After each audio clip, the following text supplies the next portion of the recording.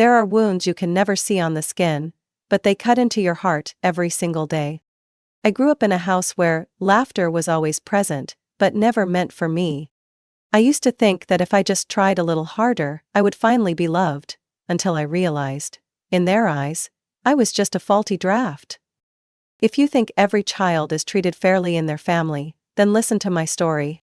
My name is Emma Peterson, and this is how I became an outsider in my own bloodline. I was born in a small town called Brookville, Ohio, in a typical, middle-class family. My parents, Andrew and Margaret Peterson, believed they could create a genius if they applied the right methods. Before I could even read, our house was overflowing with books about infant superintelligence, colorful flashcard sets, and charts crammed with notes on golden developmental stages. I still remember that evening, when I was just 3 years old, my mother holding a thick book and frantically flashing cards in my face. "Eva, hurry up, this is the letter B, you must remember. A child's brain only gets one golden opportunity." My father, who was reading the newspaper, simply looked up and shook his head. "Margaret, are you sure you're not pushing her too hard?" "No, Andrew, science has proven it. If we miss this window, Emma will be ordinary forever." My mother's voice was sharp as a knife, and I, the 3-year-old, could only stare at the blurred cards through my tears. But all those efforts ended. Game. I learned to walk, to speak, to count. Right on the normal schedule, neither slow nor particularly fast. There were no miracles. There was no child prodigy as they had hoped. I don't know exactly when they started to feel disappointed in me, but I remember clearly the moment they gave up. It was when my younger sister, Lily, was born. I had just turned 3 when our family welcomed a new member. Like a new beam of light illuminating the entire house. From the day she cried her first cry, all attention, all hopes, and all love were redirected to her. No more evenings with Mom teaching me to count. No more rushed hugs when I showed off a messy drawing from preschool. Only the constant whispers, "Shh, Lily is sleeping. Don't make noise, your sister needs to focus. Wait a minute. Mom's busy with Lily." I grew up in the silence of my own making. If when I was little, Mom bought me random toys from the supermarket, then for Lily, every item was carefully selected. Brain development puzzles, bilingual books, funny pianos, Montessori learning tools. Mom even hired a child psychologist to guide Lily when she was just 2 years old. Lily spoke earlier than I did. Lily could read before entering kindergarten. Lily won the regional children's drawing competition at just 4 years old. Every achievement of Lily was like a medal my mother proudly pinned to her chest.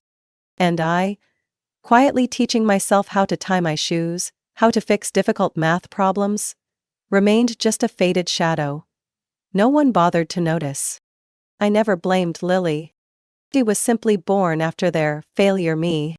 My grandparents, Walter and Helen Peterson, were among the few who never showed favoritism. On Sunday afternoons, while my parents took Lily to talent development programs, they would pick me up.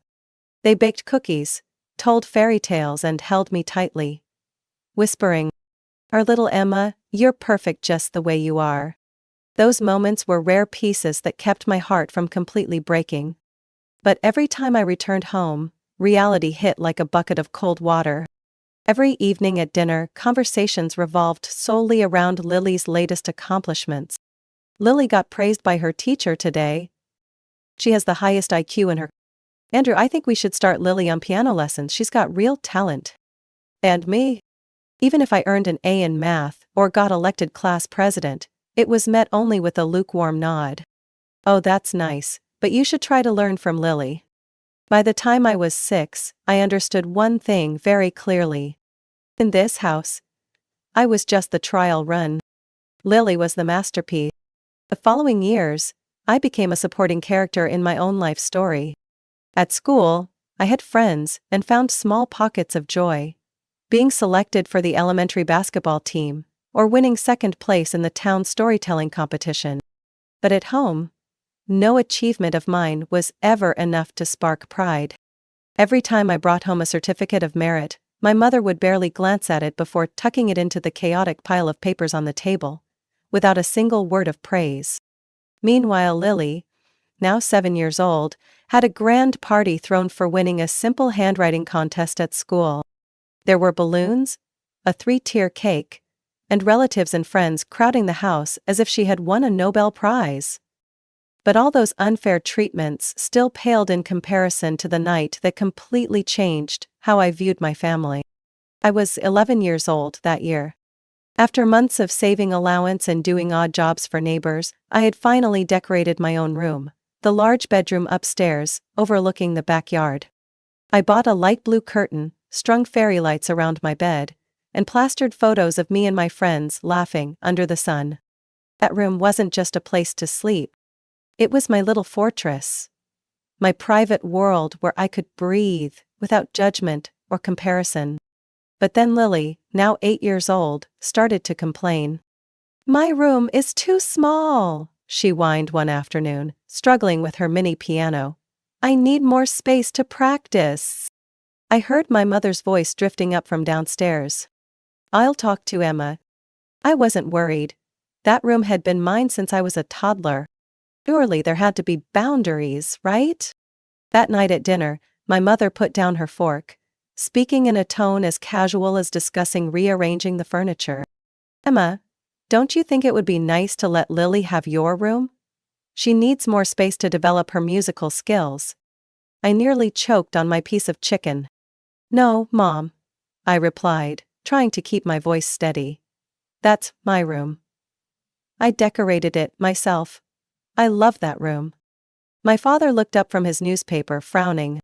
"Don't be selfish, Emma. Your sister needs space to develop her talents." I turned to look at Lily. She was giggling, her face beaming as if Christmas had come early. "What about me?" I asked, my voice cracking. "Don't I deserve something of my own?" My mother sighed, as if exhausted from having to explain something obvious. "You need to learn to sacrifice for your sister's future. A little inconvenience now is worth it for Lily's success later, isn't it?" The answer was buried in the cold silence that cloaked the dinner table. I understood right then. In their eyes, I had no future worth investing in. The next day, when I came home from school, it was already done. No warning. No chance to protest. My belongings. My bed, my desk, my posters, even the photos with my friends, were stuffed into the smaller room at the end of the hallway, where light barely seeped through a tiny dusty window. Meanwhile, the large room, my room, was now filled with musical instruments, books, and small awards covering the walls like a shrine to the newly anointed prodigy named Lily. I stood frozen in the doorway of my new room. Bare walls, the suffocating smell of old paint, and a rickety bed I hadn't even chosen. I bit my lip hard, fighting back tears, but in the end I broke down, sobbing uncontrollably. No one came to comfort me. No one cared. That night, I curled up on the cold bed, staring at the cracked ceiling, and swore I would never again believe in the justice of family. If someone were to ask me, "When did you realize you truly didn't belong there?" I wouldn't hesitate to answer. That night. The night I was pushed out of my room, and out of the rightful place of a firstborn daughter, so they could make space for a dream sculpted from someone else's ambition. I understood. In that house, fairness did not exist. Only interests, expectations, and a fabricated title my parents clung to desperately. And I, Emma Peterson, stopped dreaming. From that moment on. Only a cold clarity remained, and a small ember of fire, quietly waiting to ignite. 18 didn't come to me with grand parties or warm congratulations. It came with the cold slap of reality. Throughout 3 years of high school, I quietly pushed myself. I joined the business club, volunteered at the local community center, and maintained a GPA of 3.7. Not exceptional, but solid enough to attract attention from several respected public universities. Each night, while friends went out partying, I stayed home, researching scholarship essays and working part-time at a local bakery to save every hard-earned dollar. I promised myself, No matter how indifferent my parents were, I would carve out my own path. As college application season approached, I was excited. The list of schools I wanted to apply to was taped beside my desk. Ohio State University, Indiana University, University of Michigan, all with strong business programs I dreamed of joining. And then came the fateful dinner. A regular Sunday evening, the whole family gathered around the table. My mother had just placed a pot of beef stew on the table when Grandpa Walter and Grandma Helen arrived, as they never missed a weekend gathering. The air was initially light, with the clinking of forks and knives, and Lily's bubbly laughter as she boasted about being invited to a national music summer camp. I waited for the right moment, took a deep breath, and smiled nervously. "Mom, Dad, I want to talk to everyone about my college plans." Grandpa Walter and Grandma Helen immediately paused, their eyes filled with encouragement.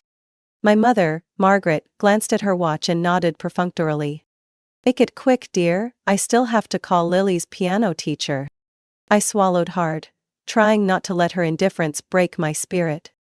"I've applied to 3 schools. If all goes well, I could get into the business program at Ohio State. I really want to pursue finance." I waited, hoping for a nod of approval, a smile, or at least a simple congratulation. But nothing came. My father, Andrew, set down his knife and fork with a cold clank. He stared directly at me, his voice low and grim. "Emma, your mother and I have discussed it. We won't be able to support you financially for college." I froze. My mother added, emotionless, "We have to focus our investments on Lily. She has real potential. Conservatory tuition and special programs are going to be very expensive." I felt like the air around me was thickening, making it hard to breathe. But what about me?" I whispered, barely able to speak.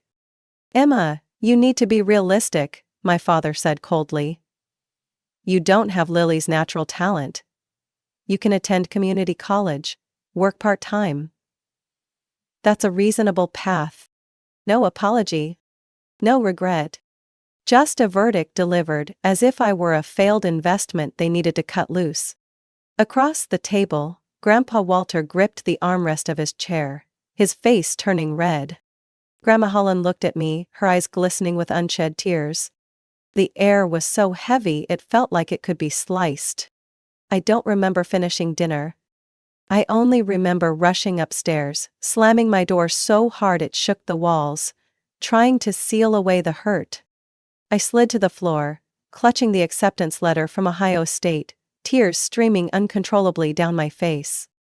No one's going to save me, I thought. I have to save myself. But I was wrong. A gentle knock came at the door. "Emma, it's Grandma," Helen's soft voice called. I didn't answer, but she came in anyway, carrying a large envelope. She sat beside me, wrapping her arms around me just like she did when I was little. Her voice was firm but tender. "Grandpa and I have decided, we're going to cover your entire college tuition." I looked up, eyes brimming with tears. "But that's too much money, I can't." She smiled kindly, wiping the tears from my cheeks. "You don't have to refuse. You've worked so hard, never asked for anything. You deserve this. And most of all, your grandfather and I believe in you, Emma." At that moment, for the first time in a long while, I felt truly valuable. Not because I was outstanding, not because I was special, but simply because I was myself. The day I received the acceptance letter from Ohio State University, Grandpa Walter opened a bottle of wine he had saved for 20 years, to celebrate. Grandma Helen prepared a special dinner, beef stew and apple pie, my childhood favorites. I left Brookville at the end of that summer, with 2 worn-out suitcases, a small scholarship, and the unwavering love of my grandparents. The most precious asset I carried with me. I knew the road ahead wouldn't be easy. But at least, I wasn't walking into darkness. I walked forward with the belief. Even if the world turns its back on you, as long as someone believes in you, you can achieve anything. College life was like a door finally opening after years spent trapped in the dark. Far from the suffocating house in Brookville, I began a new chapter. At Ohio State, I was no longer Emma, the talentless girl.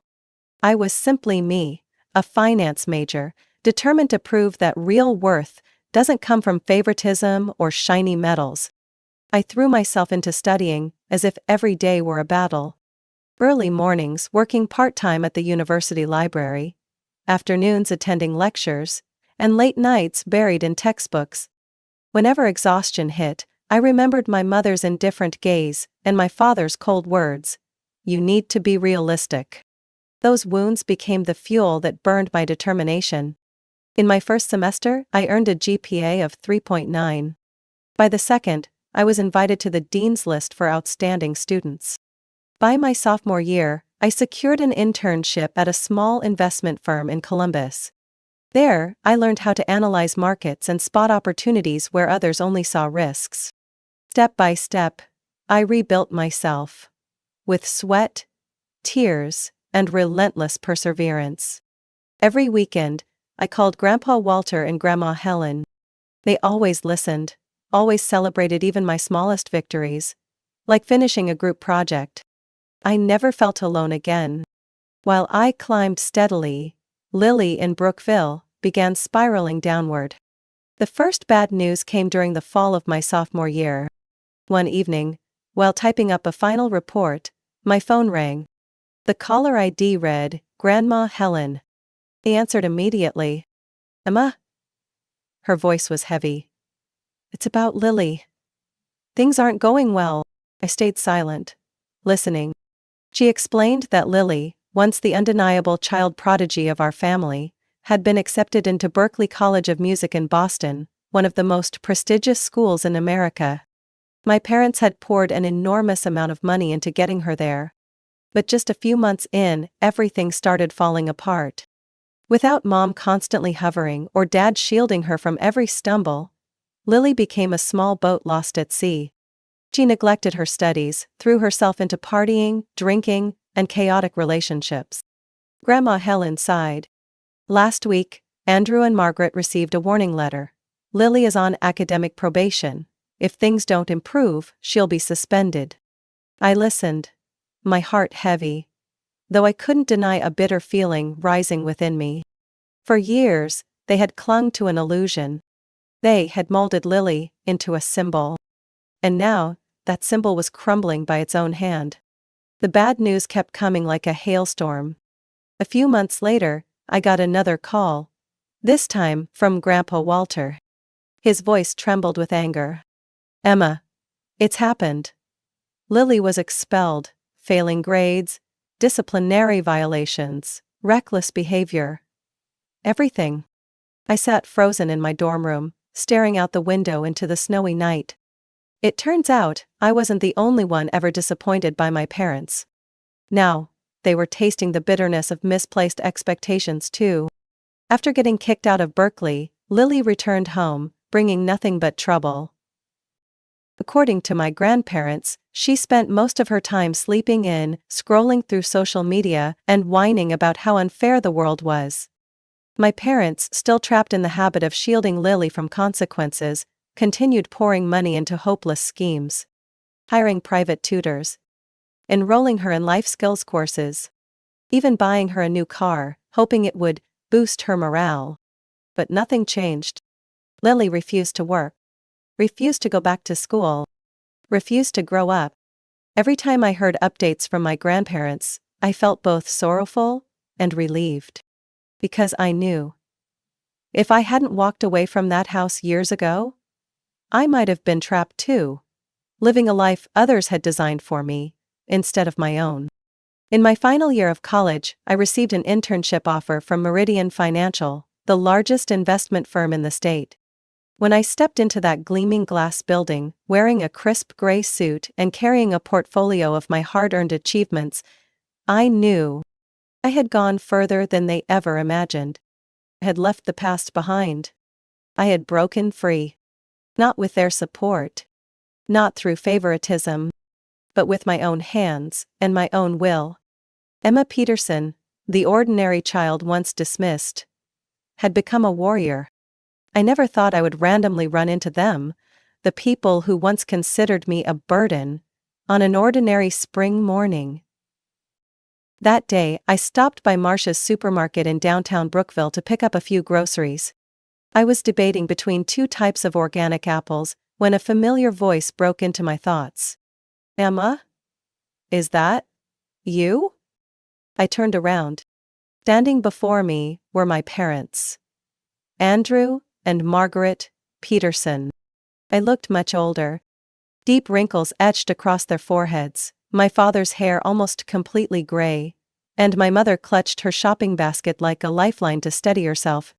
There was no scolding, no scrutinizing glare. There was only awkwardness, and something that felt almost like regret. I nodded, forcing a smile. "Hello, Mom, Dad." A long silence stretched between us, so heavy it felt like the whole world had frozen. Finally, my mother spoke first, her voice trembling. We've missed you so much." My father nodded along, adding, "Maybe. It's time we reconnect, don't you think?" I gripped the strap of my bag tighter. Years of abandonment, belittlement, and judgment flooded back like a tidal wave. But instead of anger, I felt a chilling calm settle inside me. I smiled politely. "Maybe so." We exchanged a few awkward small-talk questions. They asked what I was doing now, and I answered simply. "I work at Meridian Financial." Both of them lit up with visible surprise. There was no need to brag, I knew they would look it up themselves soon enough. They would soon realize that the daughter they once deemed a lost cause was now one of the most promising investment analysts in the state. Before we parted ways, my mother cautiously suggested, "But maybe you could come over for dinner sometime? The whole family would love to see you." I hesitated. Part of me wanted to turn around and walk away without a word. But another part, the part that had long given up seeking validation, whispered, "It's okay, just one dinner, I'm not the same anymore." I nodded. "Sure, I'll arrange it." The first dinner after years of absence happened on a Saturday evening.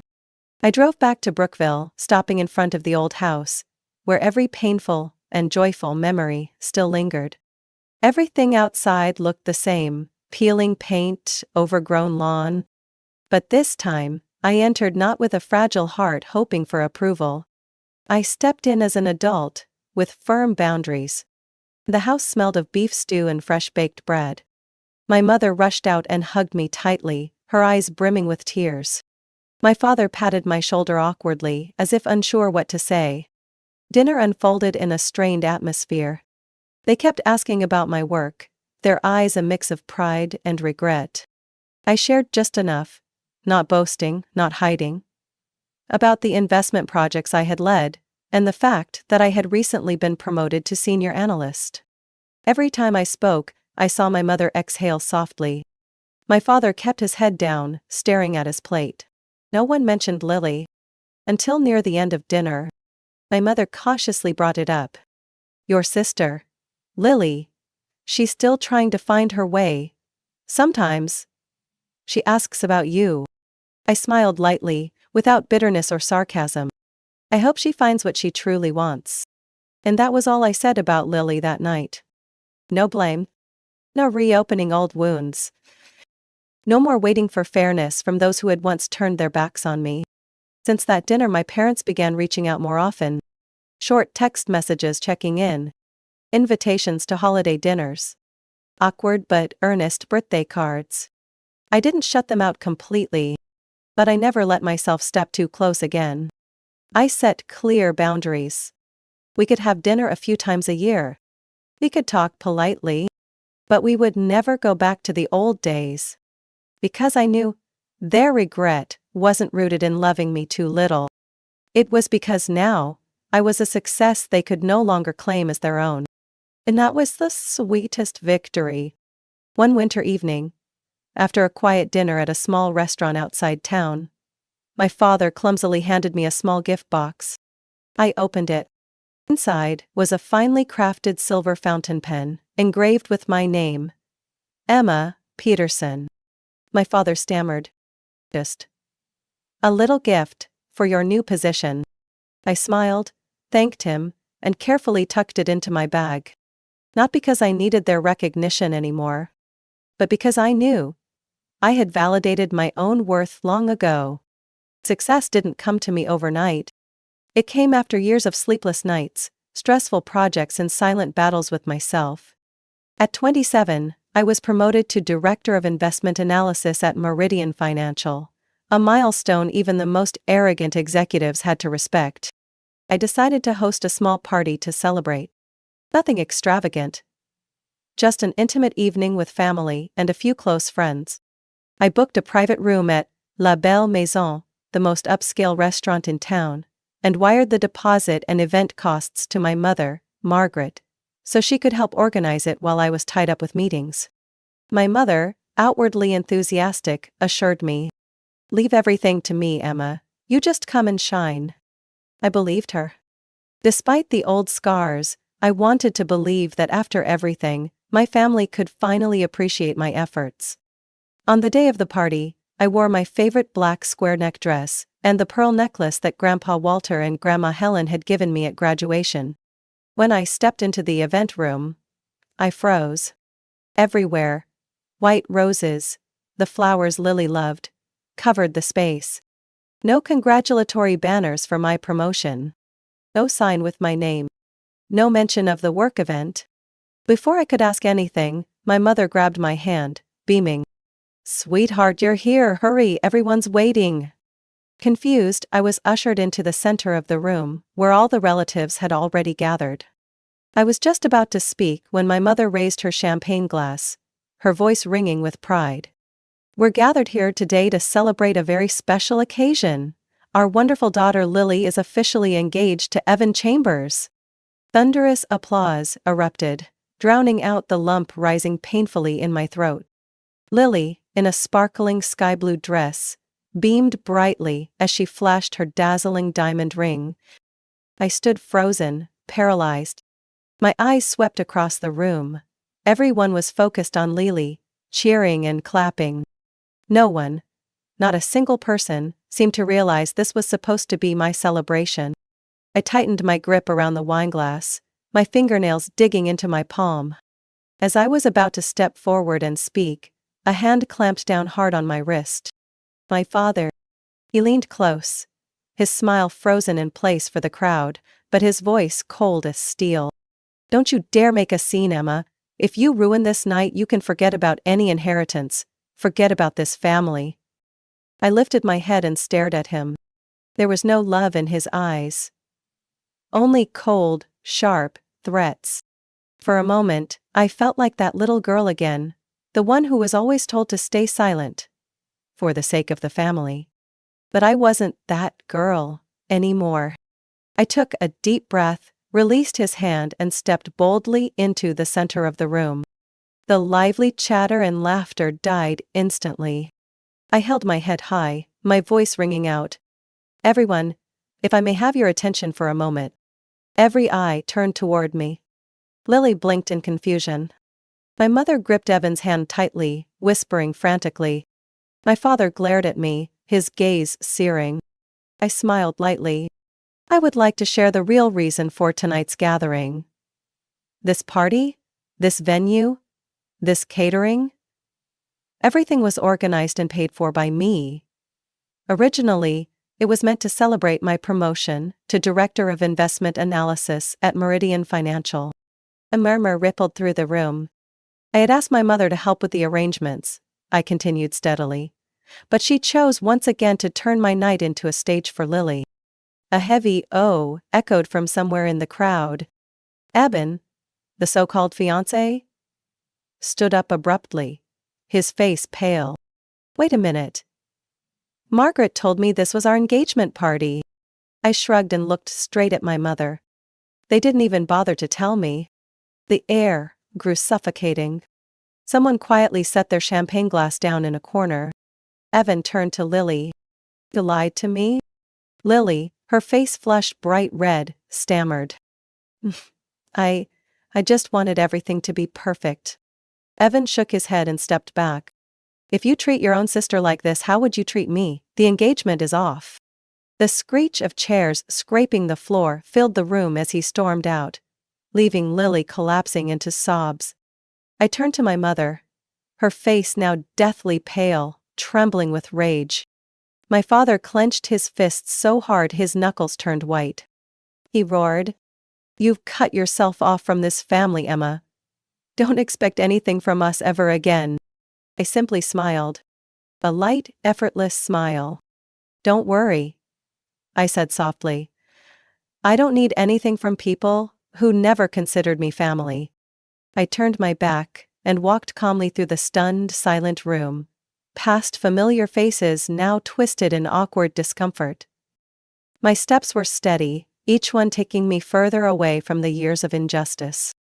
I walked out without regret, without hesitation, and without ever looking back.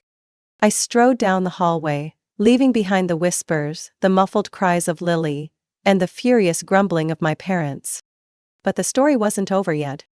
Just as I steadied my breathing and was about to exit the restaurant, a familiar voice called out, "Emma, wait." I turned around. Evan, no longer Lily's fiancé, just Evan, was running after me, his face tense. He stopped, panting. "I'm sorry, I really didn't know what was going on." I looked at him, no resentment in my eyes. "It's your fault. But now you see the truth." Evan nodded, his expression hardening. "I'll never associate with that family again." A brief silence passed between us. Then Evan pulled out an envelope from his pocket. "This is the prenuptial agreement her mother asked me to sign. I was willing to overlook it because I loved Lily. But now, I realize it was all just a performance." I took the envelope, thanking him silently with my eyes. Evan squeezed my hand once firmly before walking away decisively, as if shedding any remaining connection. Inside the banquet room, chaos had broken loose. Aunts, uncles, and cousins buzzed in whispers, their faces full of suspicion. Grandpa Walter and Grandma Helen stood silently in a corner, their expressions sharper than ever. I returned to the room, this time to end it properly. Standing tall in the center, my voice rang out clearly. "I think everyone deserves to know another truth." All eyes snapped toward me. I raised the envelope in my hand. "This is the prenuptial agreement that Lily and my mother prepared for Evan. It includes a clause demanding he transfer 20% of his personal assets into a shared fund, controlled by my mother." Gasps and murmurs erupted around the room. "They didn't just plan to exploit Evan's feelings," I said, my voice cutting through the air like a blade. "They intended to rob his entire family's fortune." My mother's face turned pale. My father slammed his hand down on the table. "That's enough, Emma, you're disgracing this family." I didn't back down. "No. It's greed and deceit that disgrace this family." My gaze swept over the familiar faces, those who once turned a blind eye to the injustice against me, but now sat in silence, listening. I lifted my head high and continued. "I've stayed silent for too long. Today, I'm not afraid anymore." At that moment, Grandpa Walter stepped forward, leaning on his cane, his voice deep and firm. Am I?" I turned to look at him. He placed a steady hand on my shoulder. "You are not alone." Grandma Helen also approached, her face glowing under the lights. "We want to announce to the whole family that we have changed our will." The room erupted in murmurs. Grandma Helen squeezed my hand, pride shining in her eyes. "Our entire estate, the house in Brookville, the farm, and our savings, will go to Emma. She is the only one who truly values honesty, hard work, and dignity." A wave of shock rippled through the room. My mother's mouth fell open, my father turned deathly pale. You can't do that," Lily screamed, her makeup smeared with tears. Grandpa Walter looked directly at her, unwavering. "We've seen it clearly now, Lily. A family cannot be built on lies and shameless ambition." Grandma Helen sighed. "We love all our grandchildren, but we can no longer enable wrongdoing." No one defended Lily or my parents. Not a single person. The truth had been exposed, with nothing left to hide. I left that night with my grandparents, the whispers and murmurs fading behind me. No more tears. No more bitterness. Only a profound sense of relief. The Brookville night sky stretched out in a deep serene blue. I looked up at the twinkling stars, a fierce pride swelling in my chest. At last, I had stood up for myself. At last, I didn't have to wait for anyone to save me. I had become the hero of my own story. And that journey was only just beginning. After that chaotic night, I made a decision that could not be undone. I blocked my parents' and Lily's phone numbers. I unfriended them on every social media platform. I severed every remaining tie, no matter how fragile, that connected me to them. No more anger. No more regret. Only pure liberation. In the days that followed, I poured all my energy into my career. With the quiet support of Grandpa Walter and Grandma Helen, my steadfast anchors, I took steady steps on the path I had chosen. At Meridian Financial, I worked relentlessly. I threw myself into challenging projects that others shied away from. I learned how to spot opportunities in chaos, how to negotiate with the shrewdest minds on Wall Street. 3 years after being promoted to Director of Investment Analysis, I made headlines with a bold investment strategy that helped the company navigate a regional economic crisis. My name started appearing in financial magazines. My keynote speech at the International Investment Conference earned a standing ovation from a crowd of 2,000. And then, something I had never dared to dream of happened. One crisp autumn afternoon, in the sunlit boardroom of our headquarters, Mr. Davidson, the current CEO, smiled at me. "Emma, the board has voted. We want you to be the next CEO of Meridian Financial." The room fell silent. I could hear my heart pounding in my chest. I'm truly honored," I whispered, my voice thick with emotion. Mr. Davidson stood and shook my hand, his eyes full of trust. "You're not just the best choice, you're our future." The news was announced the very next day. Headlines screamed, "Emma Peterson, youngest CEO in Meridian Financial's history." While the financial world buzzed with excitement, my grandparents wept with joy. That evening, we celebrated quietly at their house in Brookville. No extravagance, no pretense. Only those who truly loved me were there. Grandma Helen hugged me tightly, her voice trembling. "We are prouder of you than anything else in this world." Grandpa Walter uncorked an old bottle of champagne he had saved for decades, raising his glass. "To Emma, the girl who never lost herself." I clinked my glass with theirs, my heart full of the purest happiness. No need for the approval of those who once belittled me. No need for hollow recognition. Only the love of those who believed in me from the start. In the following months, I embarked on a new journey as CEO. I reformed investment processes, expanded into sustainable development sectors, and established a scholarship fund for underprivileged finance students, naming it the Walter Helen Foundation, in honor of my grandparents.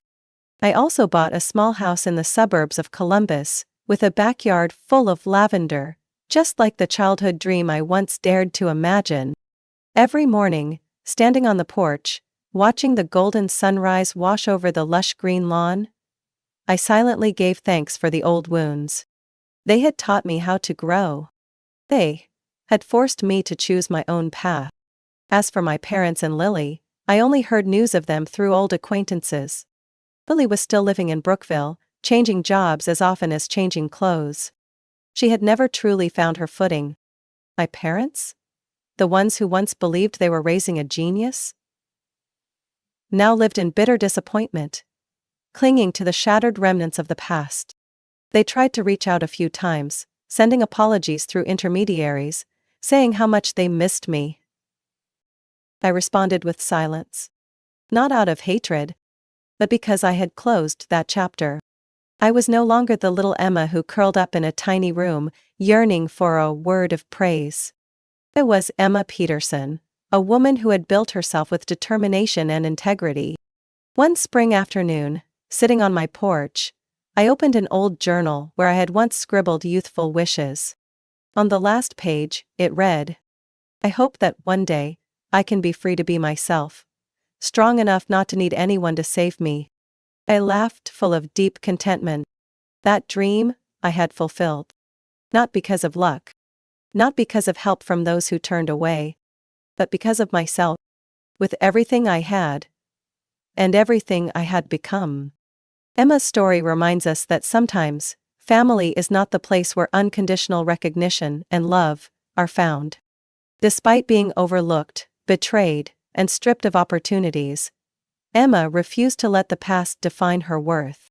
She chose to rise on her own, building her path with steadfastness and honesty. Emma's greatest success wasn't just becoming a young CEO. It was reclaiming her freedom, dignity, and belief in herself. Something no one could ever take away. What do you think about Emma's journey? Have you ever experienced a moment where you had to stand up for yourself like she did? Share your thoughts in the comments below. Don't forget to follow the channel for more touching family stories. If someone had ever told me that a chance encounter could tear my peaceful life into pieces, I would have laughed. But fate never knocks gently. It crashes in like a storm, sweeping away everything I once believed in. And the man standing in the middle of that storm was the one I once thought was a dream. My name is Ella, and this is the story of how I loved, lost everything, and ultimately found myself again. I was 27 years old then, working as a librarian at an old library in the small town of Brooksville, Maine. My life was so simple it bordered on dull. Mornings spent dusting ancient bookshelves, afternoons reading in a dimly lit break room, evenings locking up and quietly walking back to my rented apartment on the third floor of a worn-out brick building. Friends? None. Dating? I couldn't even remember the last time someone asked me out for coffee. I was not the type to attract attention. A plain face, brown hair tied neatly at the back, a petite figure swallowed by towering shelves. I had grown used to being overlooked, almost invisible. And I accepted it. Or at least, I thought I did. Until the day he walked in. It was a September afternoon when the first cold winds of fall began to scatter the fiery red leaves. I was reorganizing the fiction section when a warm voice spoke behind me. I'm looking for something different. Can you help me? I turned around, almost dropping the stack of books in my hands. Standing before me was a man around 30 years old, tall, with slightly tousled blonde hair, and a simple gray sweater that somehow radiated effortless confidence. His blue eyes lit up when he looked at me, as if I were the very book he had been searching for. I stammered. "What genre are you interested in?" He shrugged, a half-smile playing on his lips. Surprised me. I picked out The Night Circus by Erin Morgenstern for him, a story both darkly magical and shimmering with hope. As I handed him the book, our fingers brushed briefly. A spark of electricity shot through me, making me instinctively pull back. He just smiled. A smile that made my heart pound uncomfortably fast. His name was Daniel. After that day, Daniel became almost a fixture at the library. He would often drop by late in the afternoon, sometimes just to borrow books, but more often to chat with me about everything under the sun. Instead of asking about literature, Daniel asked about me. What foods I liked, what dreams I had beyond the dusty shelves. I, who had carefully built invisible walls around myself, found them crumbling effortlessly in front of him. Maybe it was the way he looked at me, as if I truly mattered. Maybe it was because, in my tiny, monotonous world, Daniel was like a fresh breeze. Gentle, yet utterly irresistible. 3 weeks after our first meeting, while I was tidying up the history section, Daniel showed up, holding a clumsily bundled bouquet of wildflowers. "Ella," he said, his voice suddenly serious, "I know this might sound crazy, but I have never been more certain about anything in my life." I stared at him, feeling like I had wandered into a strange, beautiful dream. Daniel took a deep breath and knelt down, right there between the narrow aisles of bookshelves. "Marry me." No ring, no candles, no red roses. Just a handful of wildflowers, a man with sincerity shining in his eyes, and my heart hammering so hard it nearly suffocated me. I laughed, a sound bursting out after years of silence, and choked out, "Yes." In that moment, the whole world seemed to shrink to just the two of us. No cramped little town, no judgmental glances. Only us, and a promise of a future filled with love. I did not know that this yes would launch me into a journey far beyond anything I could imagine. A path strewn with buried secrets, dark schemes, and ruthless betrayals. But at that moment, I loved Daniel with all my innocent, unguarded heart. I believed that love was simple, a question, a nod, and forever. I was wrong. I still remember that feeling that day, sharp like a needle of cold steel piercing my chest. We arrived in New Hampshire on a gray Saturday morning where Daniel's family lived in a 3-story traditional American mansion, complete with white balconies and a wrought iron gate covered in climbing roses. The scene should have comforted me. Instead, my heart hammered as if warning me that something terrible was about to happen. Daniel, meanwhile, was unnervingly relaxed. He drove with one hand, the other arm resting casually out the window, humming along with the radio, paying no mind to my hand clenching the hem of my dress. I turned to look at him. "Are you sure they know I'm coming today?" "They know, don't worry. My mom's just a bit strict and my dad's, well, not very talkative. But they will like you. You're the most special person I've ever loved, Ella." He said it without even glancing at me, as if reading from an old script. When the car stopped in front of the house, I barely had time to step out before the wooden door swung open, revealing her, Daniel's mother, standing there as if she had been waiting. She was tall, thin, her face sharp and cold, eyes like polished blades. Following behind her was her husband, George, who seemed calm, but whose gaze dissected my every move. "Ellen, is it?" Her voice as sour as old lemon.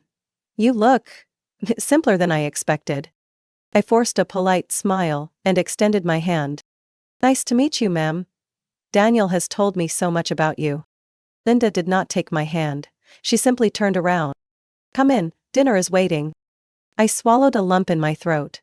Their attitude was crystal clear. Daniel just shrugged and gestured for me to go ahead. That small act should have felt protective. Instead, I felt like prey being led into a den. Dinner played out like a tribunal. Linda sat at the head of the table, her eyes scanning every move I made, looking for cracks. George silently carved meat, only occasionally tossing a question at me like a sledgehammer. "So, Ella, you're a librarian, right? Must be pretty easygoing in a small town like Brooksville." I kept my voice steady. "Yes, the work is steady. But I love books, and the library gives me peace." Linda smirked. "Peace, huh? I think young women should aim for something more practical." "Daniel mentioned you never went to graduate school?" I froze. Daniel had promised he would not bring that up. He knew I had given up my scholarship to care for my sick mother, then never got another chance. "Yes, I only finished college, but I do not believe a degree defines a person." "Oh, of course, Linda sneered. "But in our family, education is very important. Daniel, you should explain more to Ella about our family traditions." I turned to Daniel, hoping he would defend me. But he just chuckled dryly and scooped more mashed potatoes onto his plate. "Come on, Mom, education is not the only standard. Ella has a good heart, that is what really matters, right?" I froze. His words sounded like support, but reduced me to a pitiful girl. To be pitied for a good heart, rather than being seen as an equal. I could not eat anymore. My throat was parched. My hands resting on my lap began to tremble slightly. Every word in that room felt like a sharp knife, slicing away pieces of my self-esteem. After dinner, Linda took me on a tour of the house, or rather, a discreet inspection. In each room, she emphasized, half-jokingly, "This is Daniel's study. Very private. I hope you respect the boundaries. Those paintings are all auction pieces, not the kind you buy at cheap stores. Our family is not used to sharing space with outsiders." But because Daniel wants it, we will try to accept it. I said nothing. Inside, the coldness spread gradually. On the way home, I was completely silent. Daniel glanced absent-mindedly out the window, not once asking how I felt. Finally, I had to speak. You said they would like me. He shrugged. They just need time to get used to you. My mama's a bit old-fashioned, do not take it personally. Besides, I still choose you, right? That sentence. I still choose you? Choked me. It did not sound like a partner speaking. It sounded like a king bestowing a favor. I turned my face toward the window, hiding my stinging eyes. It was not because of Linda. It was not because of George. It was because the man I thought would be my husband stood by and watched me be humiliated, doing nothing. The feeling of love began to give way to something else, vague, but quietly burning under my skin. Doubt. About a week after that forgettable meeting, Daniel called me to a coffee shop downtown Brooksville. That day was foggy, the wind howling between the narrow alleys like a forgotten warning. He sat there, turning his coffee cup, unable to meet my eyes. My heart sank. I recognized that look. It never came bearing good news. Ella, Daniel began, his voice strangely low. You know I love you, right? I clutched my scarf tighter, forcing a smile. What is going on? He sighed, then dropped the words like a bomb. My mom. She wants us to sign a prenuptial agreement before the wedding. The words hit me like a punch to the chest. I laughed, a dry, bitter sound I could not suppress. You mean, they think I am marrying you for money? Daniel remained silent. I stared at him, hoping for a denial from the man I loved, but no. He just lowered his gaze, avoiding mine.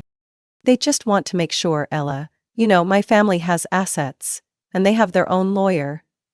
They say it is necessary to protect both sides. Protect who? I hissed. What do I have to take from you? A rundown rented apartment?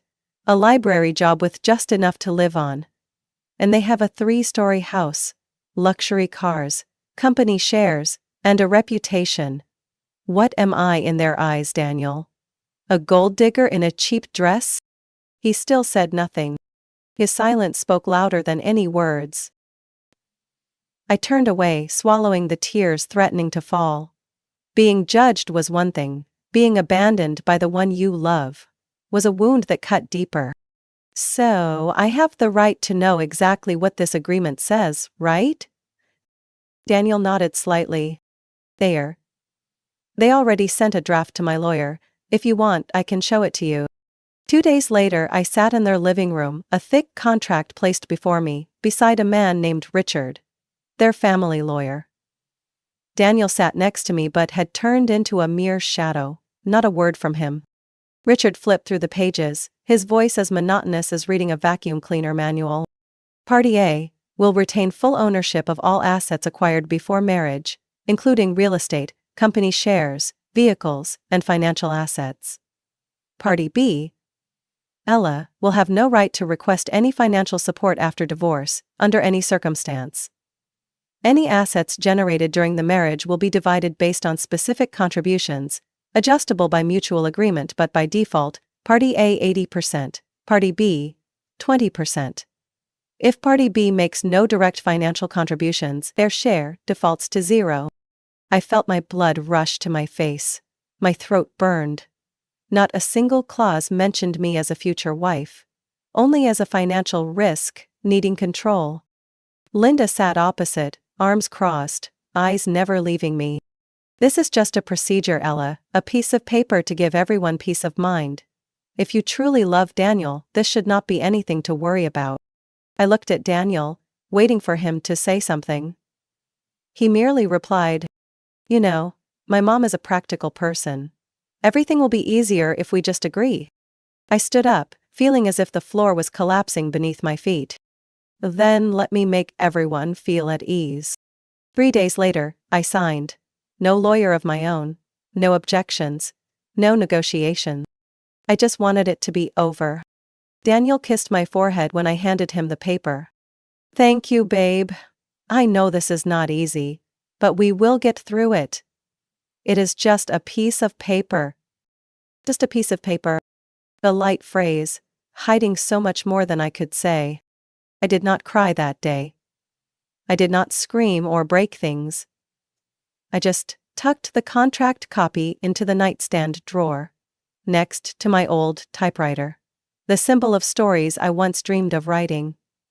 Maybe it was time to start a new story, about a girl who signed a marriage contract, believing love would conquer all, and was crushed by the very love she trusted. And I truly believed, as long as I loved Daniel, everything would be fine. I did not know that this little piece of paper would be the only thing left to protect me, when everything else around me began to fall apart. Our wedding was quiet. Just like Daniel said, we do not need to make a show, we just need each other. Back then, I thought it was genuine. Now looking back, maybe it was just a way for his family to avoid sharing their prestigious space with a bride deemed unworthy. After the wedding, I moved in with Daniel to a 2-story house in a quiet neighborhood on the west side of Portsmouth. The house was spacious, the furnishings tasteful, fully equipped, but there was an eerie coldness to it, as if every wall knew I was an unwelcome stranger. Linda started appearing more often after the brief honeymoon. She did not knock, she did not announce herself. Every visit turned into a disguised acid inspection. This vase was custom made in Italy by our family, make sure you do not break it. This chair is real leather, Daniel picked it carefully. Ella, if you have a habit of placing drinks without coasters, you should stop. Every word felt like a splash of ice water down my spine. She did not yell or insult me outright, but the way she emphasized every item as Daniel's or ours was enough to remind me exactly of my place. An outsider, living in a house that was never meant to be mine. George, her husband, spoke less, but was no less unpleasant. Every visit, he would sprawl on the sofa, legs propped up on the glass coffee table, waving a hand at me. Get me a cold beer, the French kind, do not mess it up. Oh, and where are the shirts for laundry, have you washed them yet?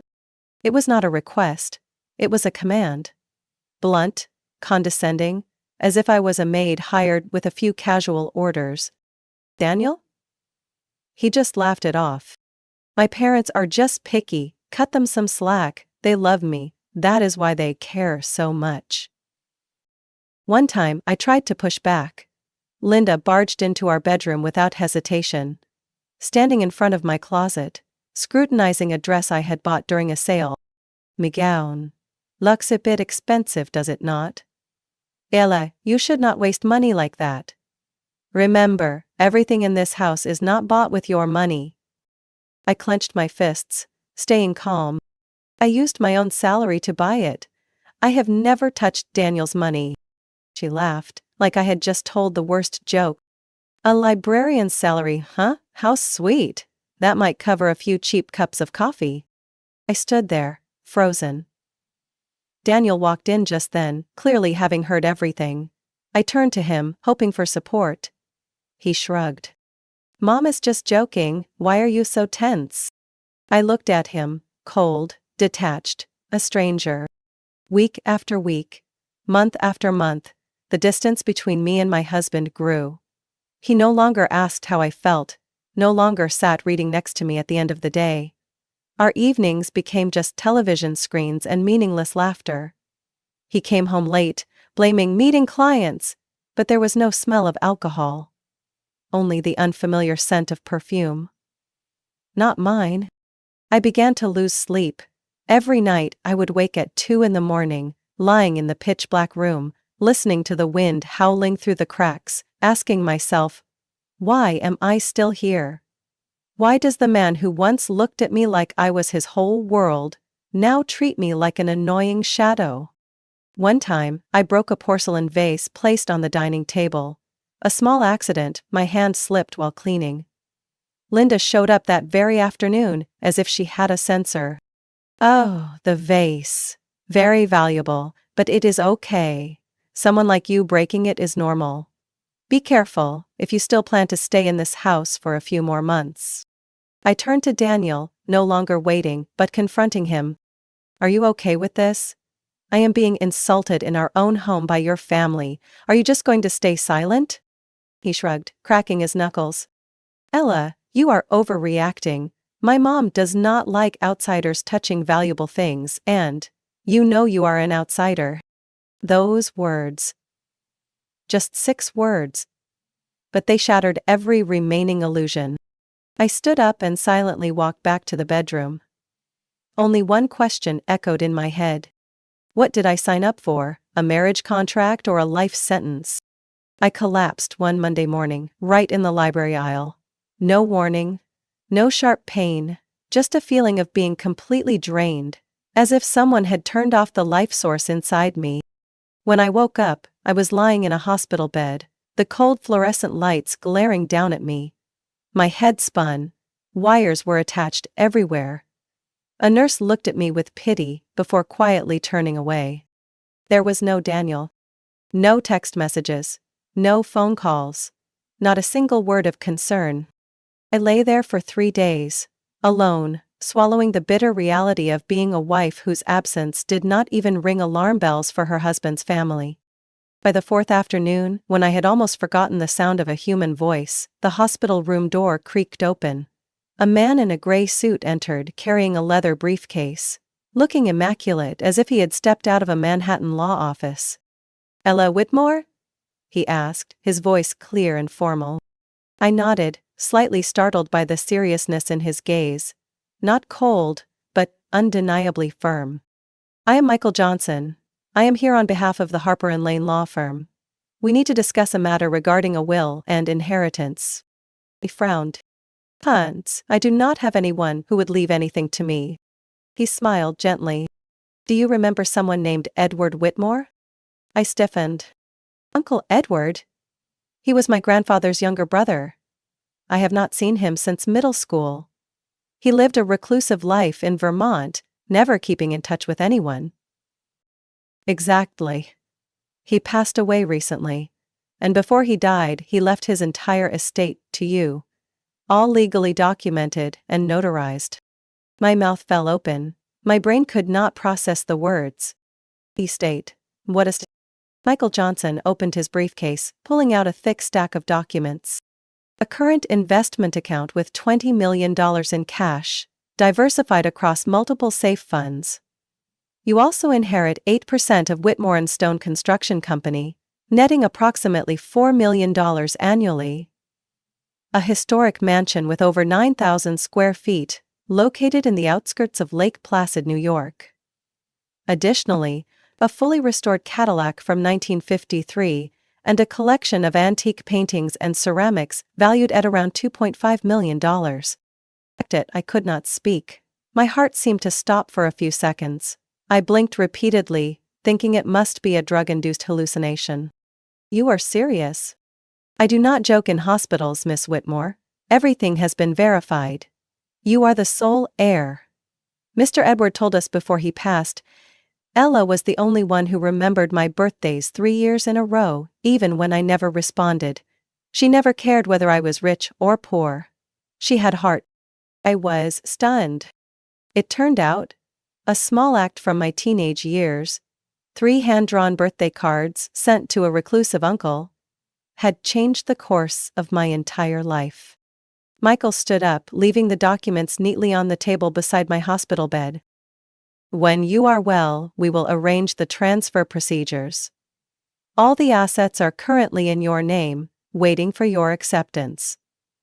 And Ella. He paused, his voice softening. Perhaps it is time you lived a completely different life. The door closed.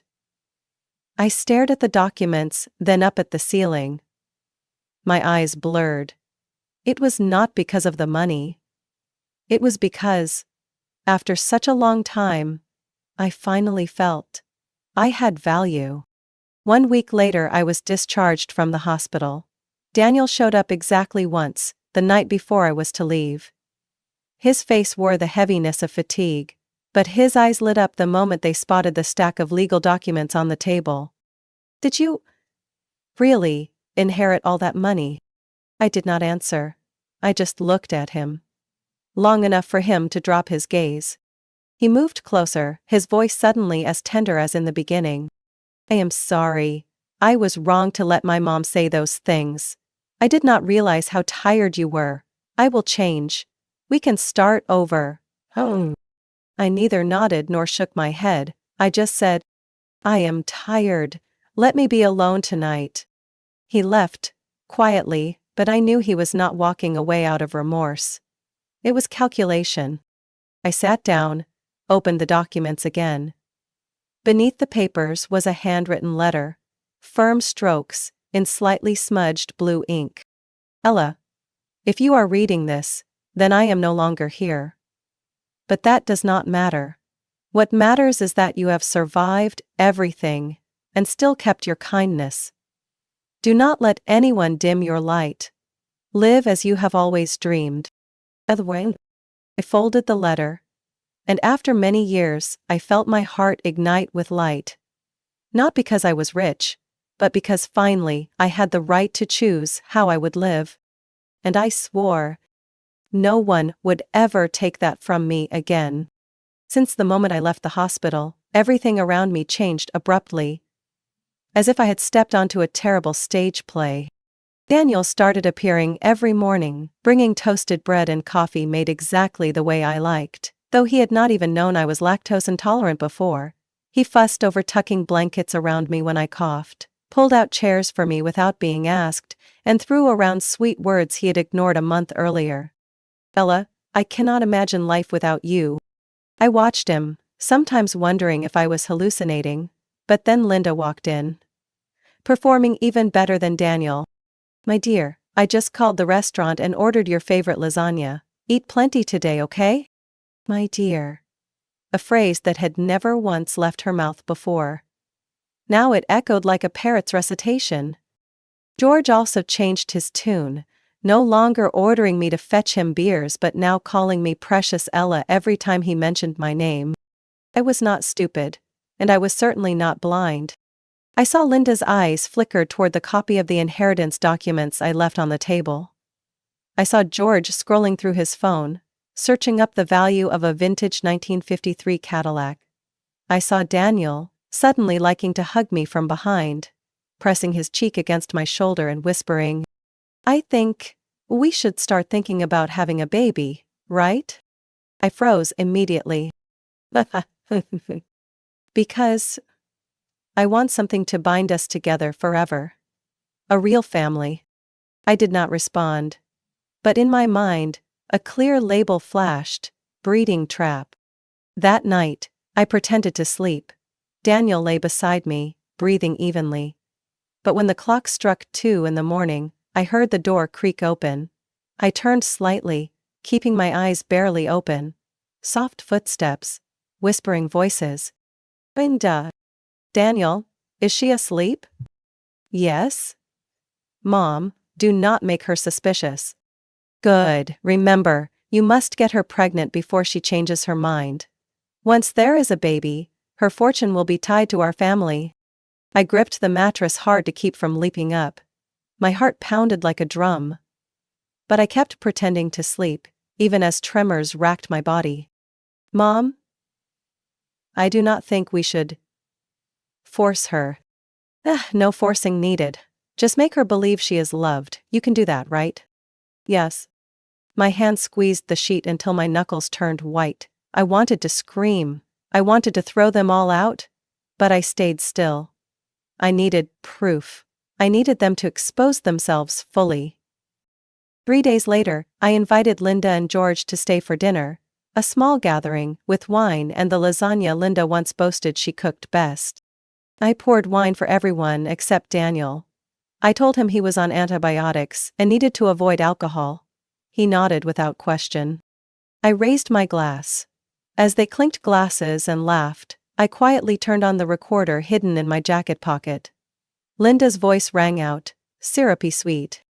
"Ela, I mean it. You are a treasure. I have never seen Daniel so happy." I smiled, tilting my head. Surely it is because you are encouraging us to start a family, right? Linda burst out laughing. Oh, exactly. You know, having a child ties everything together. Family, emotions, and future. George chimed in. Do you know that inheritance, when not divided under a prenuptial agreement, becomes subject to the court's judgment if there is a child involved? Just a legal fact. Parents should know that, right? I nodded, my eyes fixed on the recorder, silently capturing every word. That night, after everyone thought I was asleep, or pretending to be, I retrieved the recorder, saving 3 copies. One emailed to my lawyer, one backed up to the cloud, and one hidden in the safe in my study. I did not need anyone to believe me based on feelings. I would let them incriminate themselves. And I swore no one would chain me down with a child plan to lock up a fortune I had barely begun to enjoy. They could act all they wanted. But I was awake. The game had begun. I did not strike immediately. I needed the right moment, like a hunter waiting for the prey to step fully into the trap.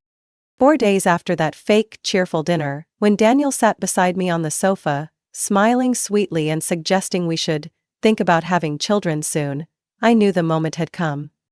I turned to look at him, my gaze icy. You are right, we should have a serious talk. Daniel's face lit up.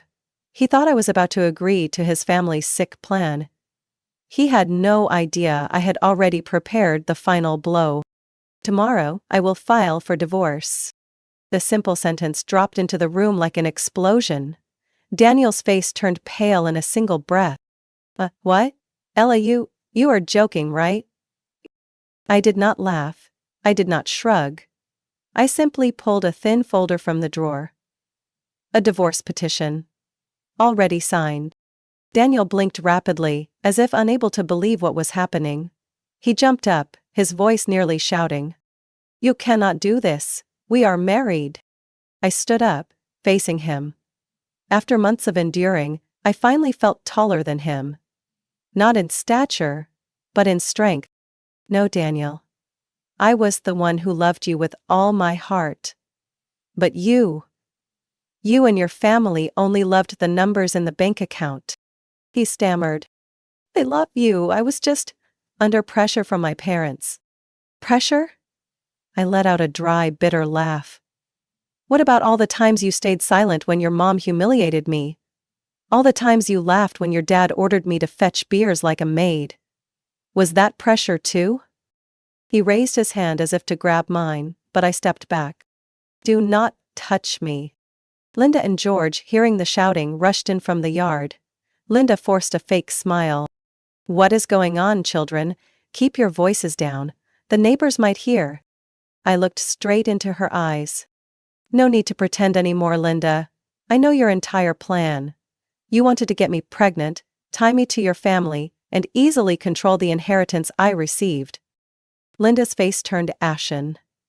George narrowed his eyes, his voice low and threatening. This little girl. Do not think just because you have a little money you can do whatever you want. I pulled another folder from my bag. The prenuptial agreement they had once forced me to sign, the very document they thought would protect Daniel from a gold digger like me. I tossed it onto the table, my voice cold. This agreement saved me. According to Section 5, each party retains all assets acquired before and during the marriage, with no obligation of financial support after divorce. And according to Section 7, any personal inheritance remains the sole property of the heir, exempt from any disputes. I slowly leaned forward, my eyes never leaving their faces. To put it simply, you will not get a single penny from me. Daniel collapsed onto the couch, his hands covering his head. Linda clutched her purse tightly, her face twisted with anger. George's face turned red as he opened his mouth to curse, but I raised my hand to stop him. Mom word, and I will sue all 3 of you for asset fraud and marriage deception. No one dared to speak. I turned and walked out of the house that I once thought would be a home. The door slammed shut behind me, like the final note of a tragic play I swore I would never return to. The next morning, I personally filed the divorce papers at the Rockingham County Courthouse. No warnings, no negotiations. Daniel received the summons that very afternoon. The legal battle was shorter than I expected. With a clear prenuptial agreement, records showing the inheritance dated before the marriage, and recordings exposing their fraudulent intentions, my lawyer wrapped everything up within 3 weeks. The day the court officially granted the divorce, I walked out of the courtroom feeling lighter than I ever thought possible. I did not want anything from Daniel. No money, no house, not even a single piece of furniture. I had the most important thing: freedom. Daniel tried calling me several times afterward. I did not answer. Linda sent a 3-page letter, dripping with both tears and threats. I burned it in the fireplace without reading past the first few lines. George? He did not even bother pretending anymore. I heard he sued Daniel over personal debts. That family, inside and out, was rotting away. As for me, I was preparing for the next chapter of my life. No longer the shadow lurking in the margins, no longer the bride who was belittled. I was Ella Whitmore, the woman who walked through hell, carrying a fire no one could extinguish. I left Daniel's house on a crisp October morning, the streets lined with golden leaves like a farewell carpet. I carried only 2 suitcases, one filled with clothes, the other with the old handwritten manuscripts I had hidden throughout my time living with them. I did not look back. I rented a small apartment in downtown Portsmouth, on the 3rd floor of a faded red brick building.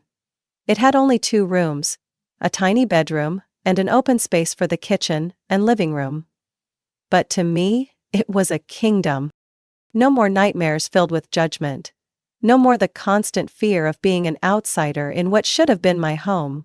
Only the sound of the wind through the windows, the scent of morning coffee, and the feeling of freedom soaking into my skin. I changed my phone number, blocked emails from Daniel, Linda, and George. I severed every remaining tie to the past, without an ounce of regret. After many sleepless nights, I knew exactly what I wanted to do with the life I had reclaimed. I took a small portion of my inheritance, exactly $1 million, and searched for a location right at the corner of Jefferson Street, where crowds flocked every weekend. The place had once been an old bakery, abandoned for nearly 2 years, but when I stepped inside, amid the dust and broken bricks, I saw something extraordinary. Potential. Just like me. Worn on the outside, but inside something precious had never dimmed. 3 months later, Whitmore Books officially opened its doors. Not a sleek, cold bookstore like the big chains. No machines, no harsh fluorescent lights. I wanted this place to feel like a hug. Oak shelves, warm golden lighting from vintage hanging lamps, soft linen armchairs lining the aisles, and the faint scent of vanilla and cedarwood drifting in the air. We did not just sell new books. Here there were antique volumes, limited editions, and leather-bound journals from the previous century. There was a corner just for children, with cloth tents and stuffed bears. There was a small room for Friday night book clubs. And most importantly, I donated 20% of our monthly profits to the First Light Foundation, helping underprivileged children access books for free.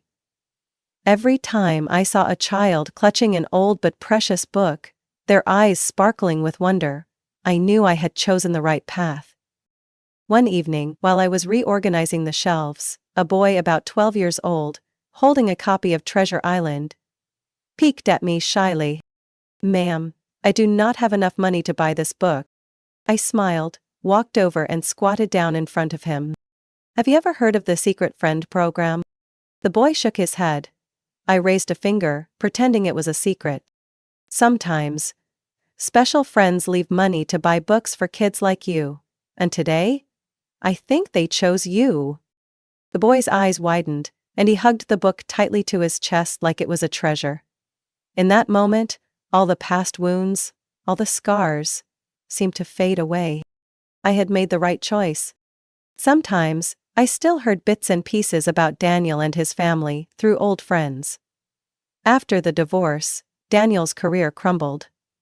His family's company got caught up in a major financial lawsuit. Linda suddenly sold the mansion, and George moved to another town, far from the scandal. I did not feel triumphant. I just felt free. They were the past, and I was living a life I chose for myself. No one dictating it, no one controlling it. On a winter night, after closing the bookstore, I sat alone by the window, watching the snow pile up outside. On the table was a steaming cup of hot cocoa, and next to it, my first unfinished manuscript. Light through the cracks. A story about women rising from ashes. I smiled, squeezing the cup gently in my hands. "Thank you, Uncle Edward," I whispered. "Thank you for believing in a little girl the world seemed to forget." A cold breeze slipped through the crack of the window, carrying a sweet, strange scent. Somehow, I knew he had heard me. And after a very, very long time, I was no longer afraid of the future. I was ready. Ella Whitmore had come back to myself. And I would never lose myself again. Ella's story reminds us that sometimes it is loss and betrayal that open the door to true freedom. When others see us only as a tool to exploit, we must remember that our worth does not lie in wealth or their approval. Freedom comes not from clinging to toxic ties, but from the courage to let go and start again. In the end, the strongest person is not the one who holds on to the most, but the one who knows how to let go and find themselves. What do you think about Ella's journey? If it were you, what choice would you make in her situation? Share your thoughts in the comments below. And do not forget to follow the channel for more powerful and emotional real-life family stories. I received the letter on a Tuesday morning in October, while making coffee in my small apartment in Tacoma. The ivory envelope, stamped with the logo of some law firm I'd never heard of, sent a chill through my palm before I even opened it. The name, Michael T. Grayson, my biological father, was printed in bold at the top. The man who had vanished from my life when I was 8. My name is Audrey. I'm 31 years old. And I haven't heard a single apology from him in the past 23 years. When I tore open the envelope, my hands were trembling like I was signing my own sentence. The paper was thick, the black lettering cold and formal. "We regret to inform you that Mr. Michael T. Grayson passed away on October 2nd. The will reading will be held on Friday at the office of Whitaker and Lane, Seattle." I froze. A part of me had already believed he'd died long ago. In memory, in spirit. But this time it was real. He was gone. And somehow, still managed to leave behind one last mess. Like a farewell gift. "What's wrong, Audrey? You've gone pale," said Rachel, my best friend, from the kitchen, holding half a slice of toast. I handed her the letter silently. She scanned it quickly and looked up. "Grayson? That's your dad?" I nodded. "He's dead. And I'm invited to the will reading." "You're actually going?" Rachel frowned, anger rising in her voice. "After everything he did?" I let out a dry laugh. "What exactly is everything?" "He didn't fight. He didn't call. No letters, not a single dime in support. The last time I saw him was on my 8th birthday. He gave me a teddy bear, then left." Rachel sat across from me. "So why go?" I glanced back down at the letter. "I don't know, maybe to look his new family in the eyes? His new wife? 2 new kids? Maybe I need to hear him deny me one last time, this time from the grave." That afternoon my mom called. Her voice was brittle. "Did you get the letter?" "Yeah. When did you find out?" 3 days ago. I saw the obituary in the local section." She paused. "Are you planning to go?" I didn't respond right away. My head was spinning with questions I couldn't answer. "I'm not going for the money," I finally said. "I just want to know if he ever thought about me." My mom sighed. "Audrey, some questions are better left unanswered." I stayed silent. On Friday morning, I wore a dark gray pantsuit, pulled my hair back neatly. Not to impress, but to armor up. like stepping into a battlefield. The downtown Seattle office building shimmered with glass and steel. I stepped into the elevator, gripping my handbag like it carried every remaining piece of my childhood. When the conference room doors opened, I saw them, the three people who had replaced me in my father's life. A woman around 50 in an expensive cream dress. A young man with a cold stare. A girl younger than him who looked at me as if I didn't belong there. Whitaker, the older attorney, stood up to greet me. "Ms. Audrey Keller, please, have a seat." I nodded, avoiding eye contact with the others. "Now that everyone is here," he said, flipping open a thick folder, "let's begin." I sat across from them, my hands clenched into fists beneath the table. I had prepared for anything, yet a silent fear still surged through me. Eliza Grayson, the woman my father chose after my mother, sat with the two children he raised as his own. Thomas, about 25, sharp-featured with eyes like blades, and Lily, barely 20, dressed like she'd stepped out of a high-end TV drama. All three looked at me, like I was an ink stain on the crisp white linen of their polished mourning. Attorney Whitaker cleared his throat and opened the file. "This is the official last will and testament of Mr. Michael T. Grayson, signed on July 18th of this year." I remained silent, my heart beating in cold, steady thuds.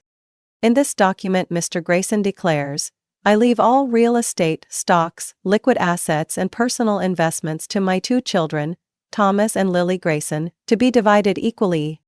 My brow furrowed. Whitaker's voice continued, but my ears started ringing. The name Audrey didn't appear. Not a mention, not a footnote, not even a hint that he had a daughter living just an hour away. Whitaker closed the folder. "That concludes the primary contents of the will, unless there are any questions." "Wait," my voice came out sharper than I intended. "Are you absolutely sure there's no appendix? No clause, nothing else?" Whitaker looked up. "I'm afraid not, Miss Keller. The will is very clear."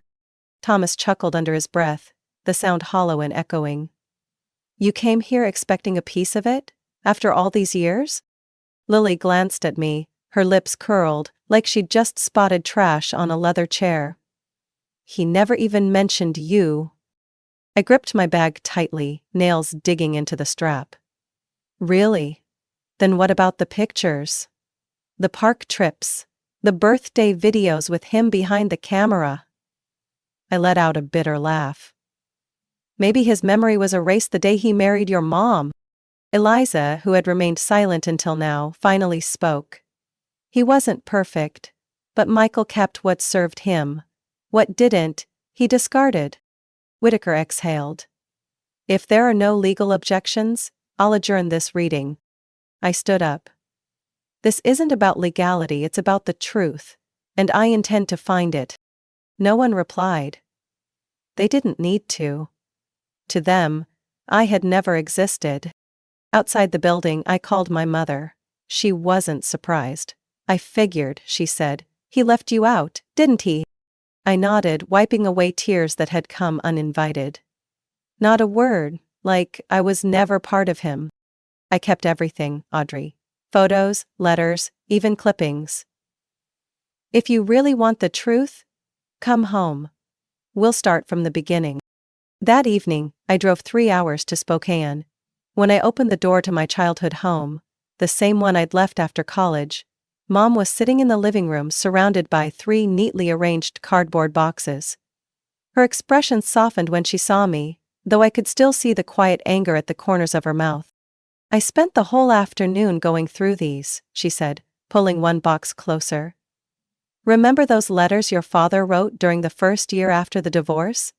I never mailed them, but he did write them." I opened a yellowed envelope. His familiar handwriting slanted and steady. "Dear Audrey, I'm sorry." I drew a sharp breath. Beneath it was a photo of him holding me as a baby. On the back, in blue ink, "The day I knew I could love, for real." I looked up, my eyes met my mother's. "Something changed him, Audrey. He didn't walk away for no reason. Maybe someone, or something, made him choose." I didn't respond. But deep down I knew. This wasn't the end. It was only the first crack in everything I thought I knew about the past. I sat in the middle of the old living room, soft yellow light spilling over handwritten letters and time-worn photographs. Every piece of paper, every stroke of my father's handwriting stabbed at the same question. If he truly loved me, how could he let me grow up under the weight of such brutal silence? My mother carefully turned the pages of an old photo album, her hands trembling slightly as she paused at a picture of my father holding me at the beach. "That summer," she said quietly. "He called you the only light in the chaos of his life. He wasn't perfect, but he did love you. Deeply. Until..." The doorbell cut her off. I glanced at her. "I didn't call anyone." She went to answer it. A middle-aged man stood at the porch in a black shirt and long coat. He removed his glasses and nodded politely. "Hello. I'm Charles Melton. I was Michael Grayson's private attorney." I stood, tension bristling across my shoulders. "Why are you here?" "There's something Mr. Grayson left for you," he said, his voice gravelly like it had weathered decades of hard negotiations. "He came to my office 3 months ago, requesting a new will. One that included your name. But..." He paused, his expression darkening. "He died before it could be finalized." I took a half step back. "So, I was meant to be added to the will?" "Yes, but legally it never took effect. However," he continued, opening a weathered brown leather case, "he left a USB drive and a handwritten letter, instructing me to give them to you if anything happened unexpectedly." My mother covered her mouth. "Michael! He was planning for this." I took the USB drive. It felt heavier than any piece of hardware I'd ever held. "Mr. Grayson insisted only you view the contents," Charles said. "I never opened it. But he warned, if it falls into the wrong hands, the consequences could be severe." I thanked him and plugged it into my laptop immediately. The screen lit up. Hundreds of files appeared. Emails, audio recordings, internal memos, financial documents, all flagged in red. I opened a folder labeled CHN Confessional. The first lines stole my breath. Evidence of embezzlement, abuse of power, and financial manipulation by Charles H. Grayson, my father-in-law and current CEO of Grayson Holdings. I collapsed into the chair. Dad collected evidence against his own father-in-law. "Eliza's father?" my mom asked, her voice tight with shock. I nodded. "And more. There are documents showing Charles forced Dad to transfer patents worth tens of millions of dollars, threatening to have my scholarship pulled if he refused." Mom burst into tears. "So, he didn't abandon you. He was forced." I skimmed through a series of audio files. One, titled July 14th, Final Conversation, sent a chill down my spine. My father's voice, weary, resolute. "If I die, I want Audrey to know everything. I won't let Charles control it all. I'll bring the truth to light, no matter the cost." Then a second voice, colder than ice. "If you open your mouth, I swear it won't just be you. That girl, your ex-wife, they'll all be crushed." I slammed the laptop shut, my whole body frozen. "We have to bring this out," I said, my voice raw. My mom laid a hand on my shoulder. "Slowly, Audrey. If he made those threats, it means he still has power. We have to be smart." "No, Mom. I've lived in silence long enough. It's time the name Audrey Keller takes its rightful place in the real history of the Grayson family." I looked out the window. Night had started to fall over the neighborhood. But inside me, a fire had been lit, brighter and fiercer than any silence could ever smother. The following afternoon, I received a text from an unknown number. "We need to talk. Alone. Don't tell anyone." It was from Lily Grayson. I hesitated. Part of me thought it might be a trap. But after what I found on the USB, I knew I couldn't keep investigating alone. I replied. Haven's Corner Cafe. 6 o'clock. I arrived early, choosing a window seat. When Lily entered, she wore a gray hoodie pulled over her head, her eyes darting like someone carrying guilt. She sat down without looking at me. I know you don't trust me, she whispered. But I need you to believe this. Your father didn't just walk out of your life, he was forced to, by my grandfather. I gripped my coffee cup. I'm listening. My dad found out Charles Grayson, my grandfather, was using the company to launder money. He didn't speak up. Not at first. But eventually he started documenting everything in a journal. I found it in his office, after he died. She pulled a worn leather notebook from her bag. I recognized my father's handwriting immediately. Lily pushed it toward me. Thomas knows about it too, and he'll do whatever it takes to keep it from you. My stomach dropped. You mean? And he's watching you. Maybe even my mom knows. You need to leave, now. I jumped up, Lily grabbed my wrist. Wait! There's someone who can help you. He used to work in internal accounting. His name is Derek Hoyt. My dad trusted him. I took out my phone and saved the name. Just then, the cafe door burst open. Thomas walked in, scanning every table. Go, Lily hissed. We slipped out the back, bolted through an alley, and split up at the first cross street. I sprinted into a parking lot, heart pounding. In the rearview mirror, I saw Thomas chasing Lily's direction. I drove off, clutching the journal to my chest. That night at my mother's house, I sat at the kitchen table with the notebook. Each page was a dagger.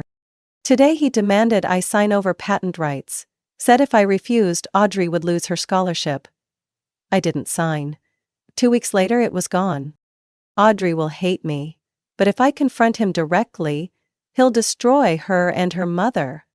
Every word was proof my father fought in silence, shielding me however he could. I called Derek using the number Lily gave me. A cautious male voice answered. Who is this? This is Audrey Keller. I'm Michael Grayson's daughter. I need to talk. About Charles Grayson. 3 seconds of silence. Meet me at the Elmwood gas station, 1 a.m. Come alone. I arrived on time.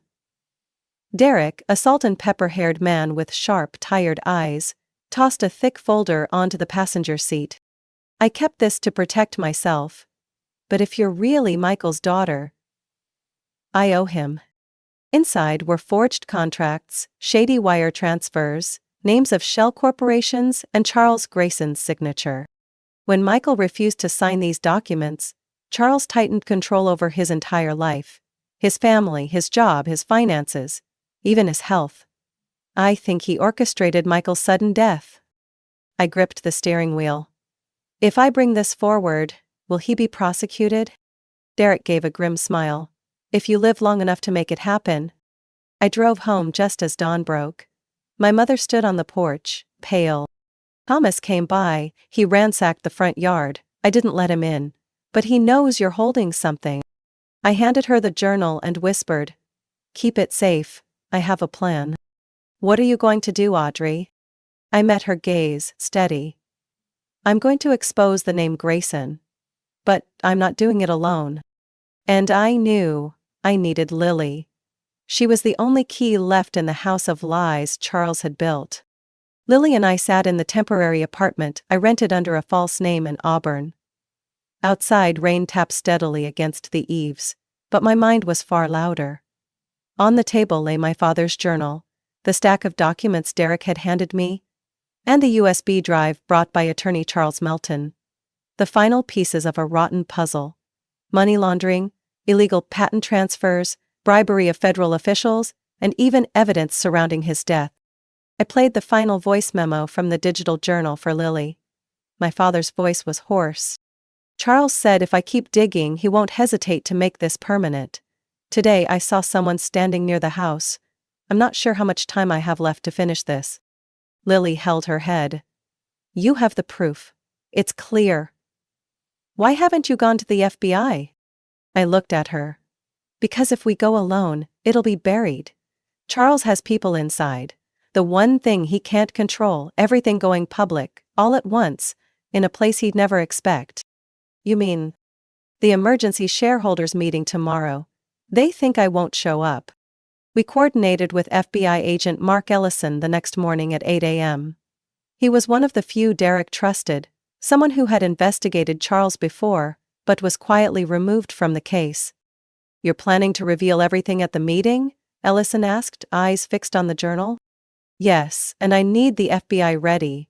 Once I speak, they'll react, either by fleeing or fighting.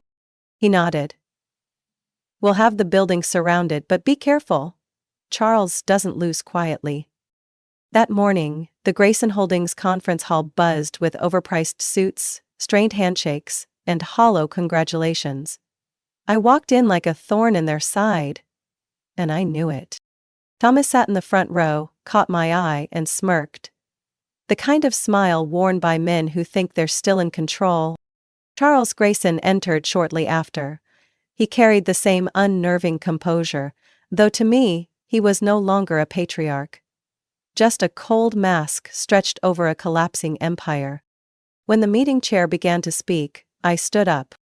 I have an urgent statement regarding this company's assets, legacy, and leadership ethics, I said loudly and clearly. My name is Audrey Keller. I'm the only daughter of the late Chief Engineer Michael Grayson, and today, I'm going to show you the truth. I connected my laptop to the main screen. Documents appeared, offshore bank accounts, forged patent transfers. Photographs of bribe payments disguised as consulting fees, ledgers of payouts to government officials. The room fell silent, then whispers. Charles stood abruptly. This is slander. You have no authority here. Then how about this recording? I asked, pressing play. If you don't sign, I'll cut off her scholarship. She'll have no future. And if you open your mouth, the only thing left of you will be a body. Charles paled. Board members shifted uncomfortably. Thomas lunged toward the laptop, but an undercover FBI agent stepped in his way. Just then, Agent Ellison entered with a full FBI team. Charles Howard Grayson, he said firmly. You are under arrest for money laundering, bribery, conspiracy to commit murder, and obstruction of justice. Who? Thomas screamed. Dad, do something. Charles snarled, backing away. You think a bastard daughter can bring down everything I built? I stepped forward, eyes steady. No? But my father started it. I'm just finishing what he couldn't. FBI agents cuffed Charles, his face contorted in rage. Thomas was subdued moments later for interfering with law enforcement. As the last people filed out, I stood alone, facing the glowing screen. A photo of my father holding my hand in the park when I was 6 lit up the wall. I reached out, brushing the image softly. You were right, Dad, I whispered. I did it. But I knew this wasn't the end.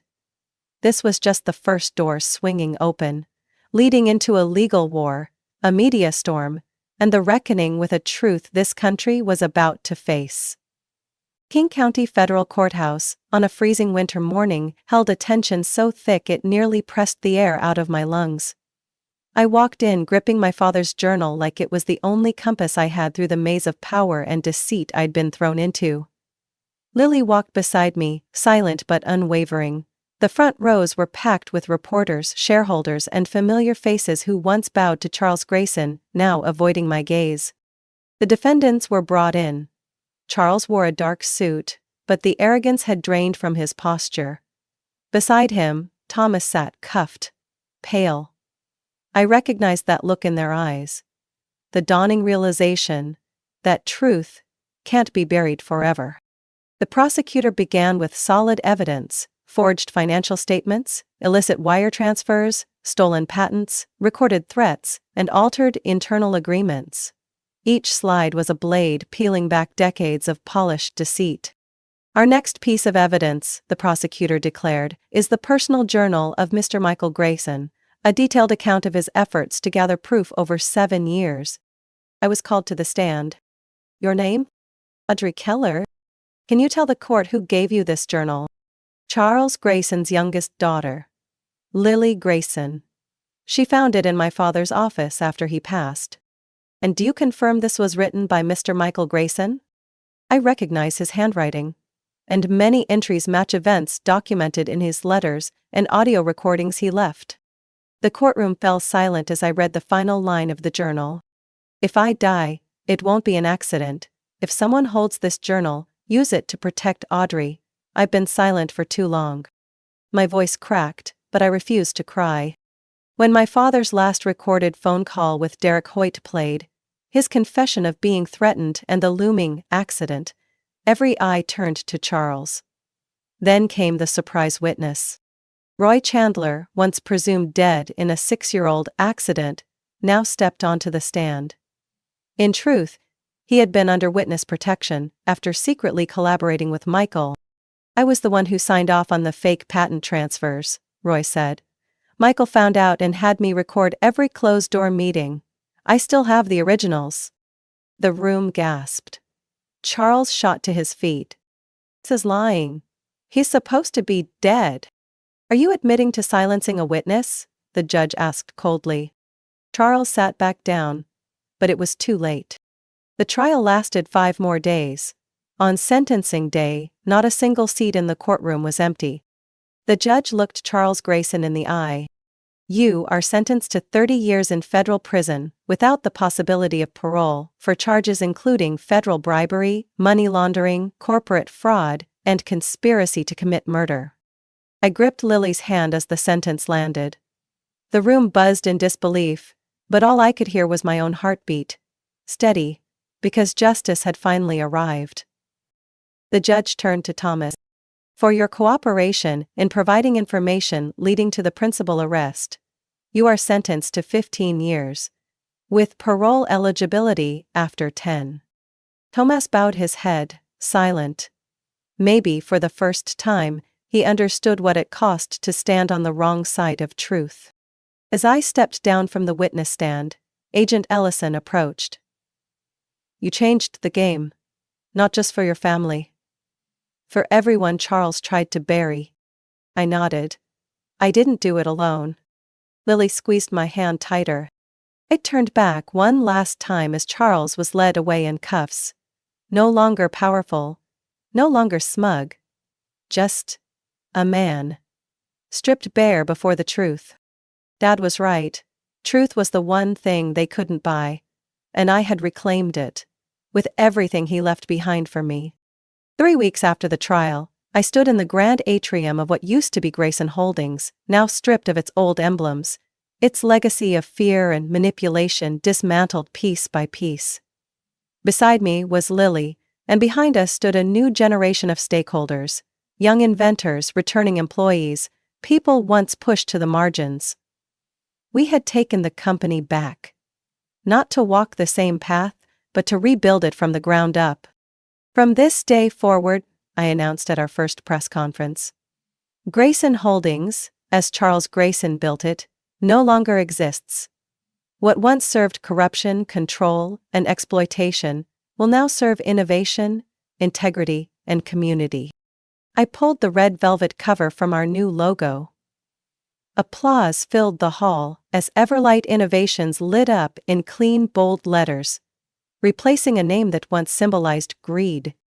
We chose this name because real light never goes out, I continued, eyes fixed on the portrait of my father now mounted on the main wall. Because no matter how long it's buried, truth finds its way back. The road to rebuilding was brutal. We had to renegotiate nearly every contract, vet the entire staff list, and cut off dozens of murky relationships. More than 200 employees resigned once they learned the backdoor perks of the old regime were gone. I had no regrets. With every difficult decision I signed, I thought of my father, the man who shielded me from the shadows, at the cost of his life. I knew he'd be proud. Lily, nearly a decade younger than me, showed strength far beyond her age. She led the human resources overhaul, creating a culture grounded in collaboration and ethics. I want to turn the building that once terrified my father, she told me, into a place where people can dream big, without fearing their dreams will be stolen. We dedicated 60% of our first-year profits to establish the Michael Grayson Grant, a fund supporting independent inventors and public school engineering students nationwide. In just 2 months, over 1,200 applications poured in. One of the earliest was a high schooler from El Paso, who built an air filtration device using plastic waste. I personally called him to say he'd been selected. His voice trembled. "Thank you.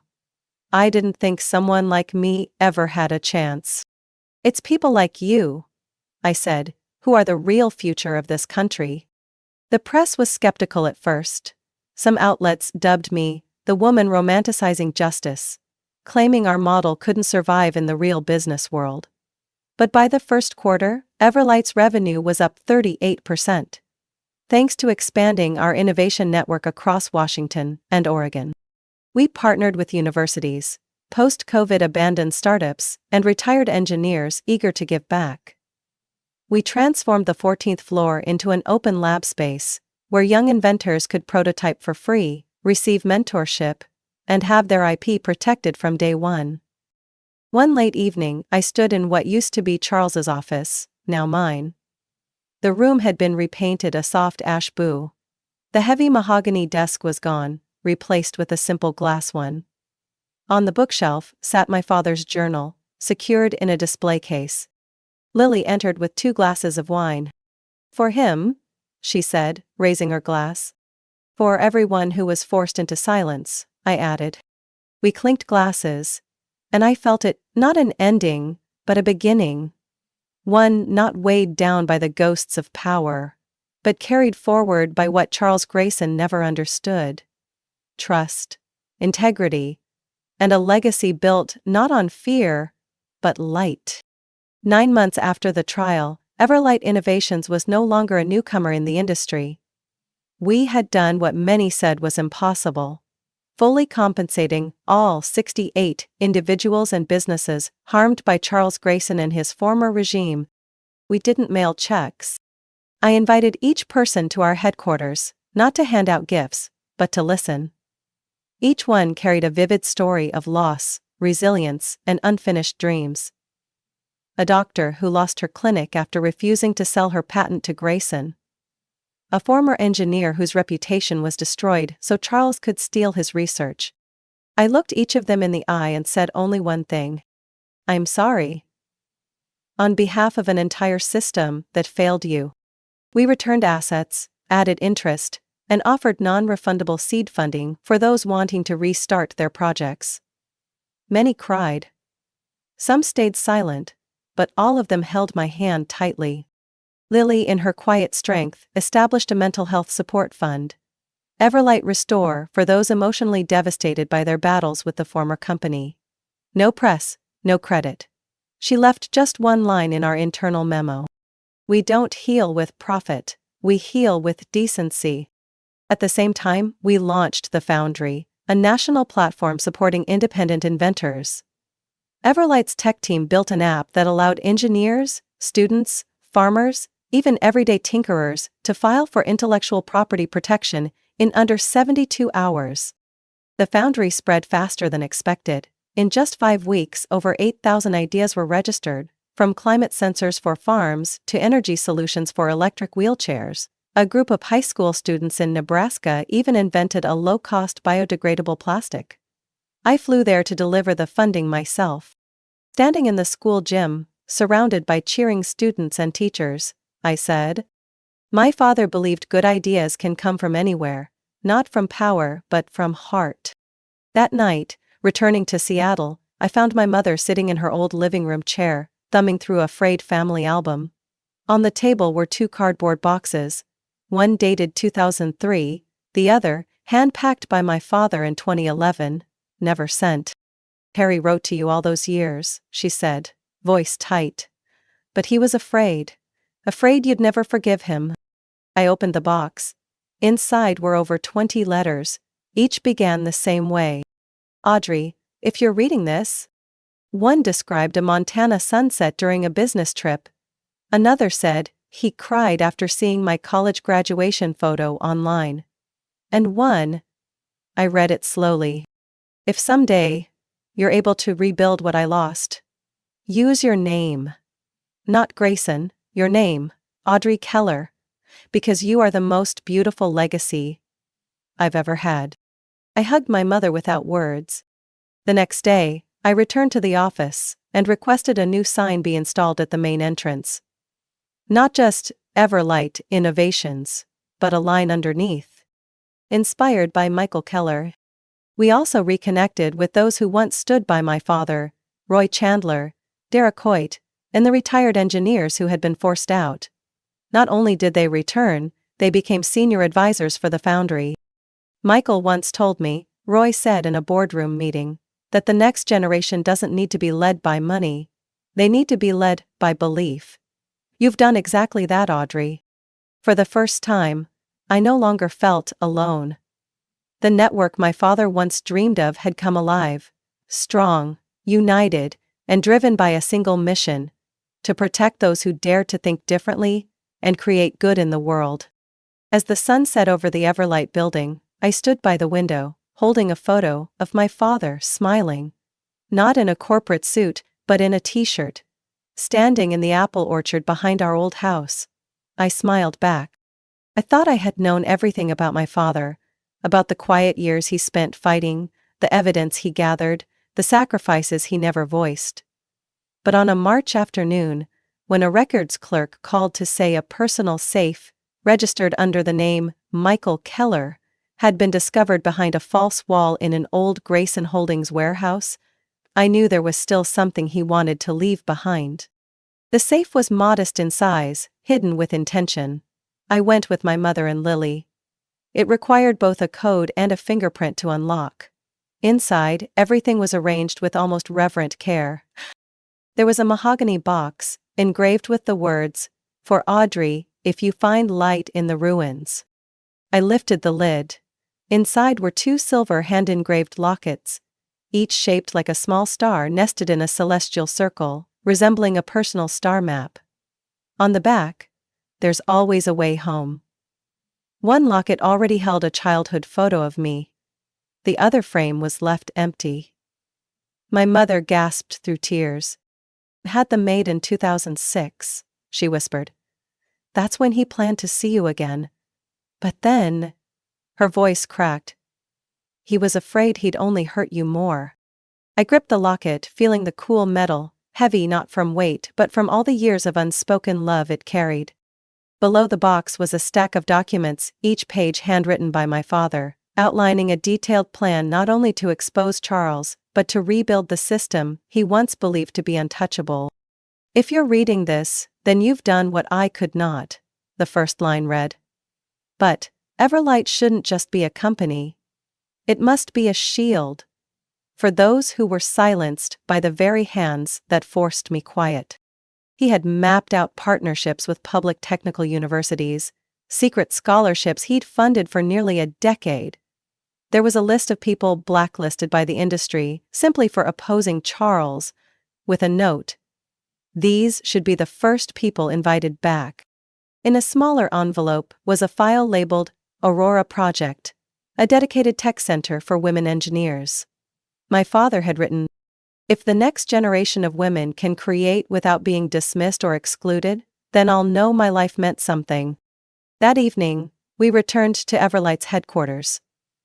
Lily stood in the central office, with the Aurora file in her hands. "I want to make this real," she said, "and I want it to carry his name." I nodded. Not just his name, his spirit. 3 months later, the Aurora Center opened in Denver, Colorado, the city where my father began his career. On opening day, I wore his locket, and Lily wore the other.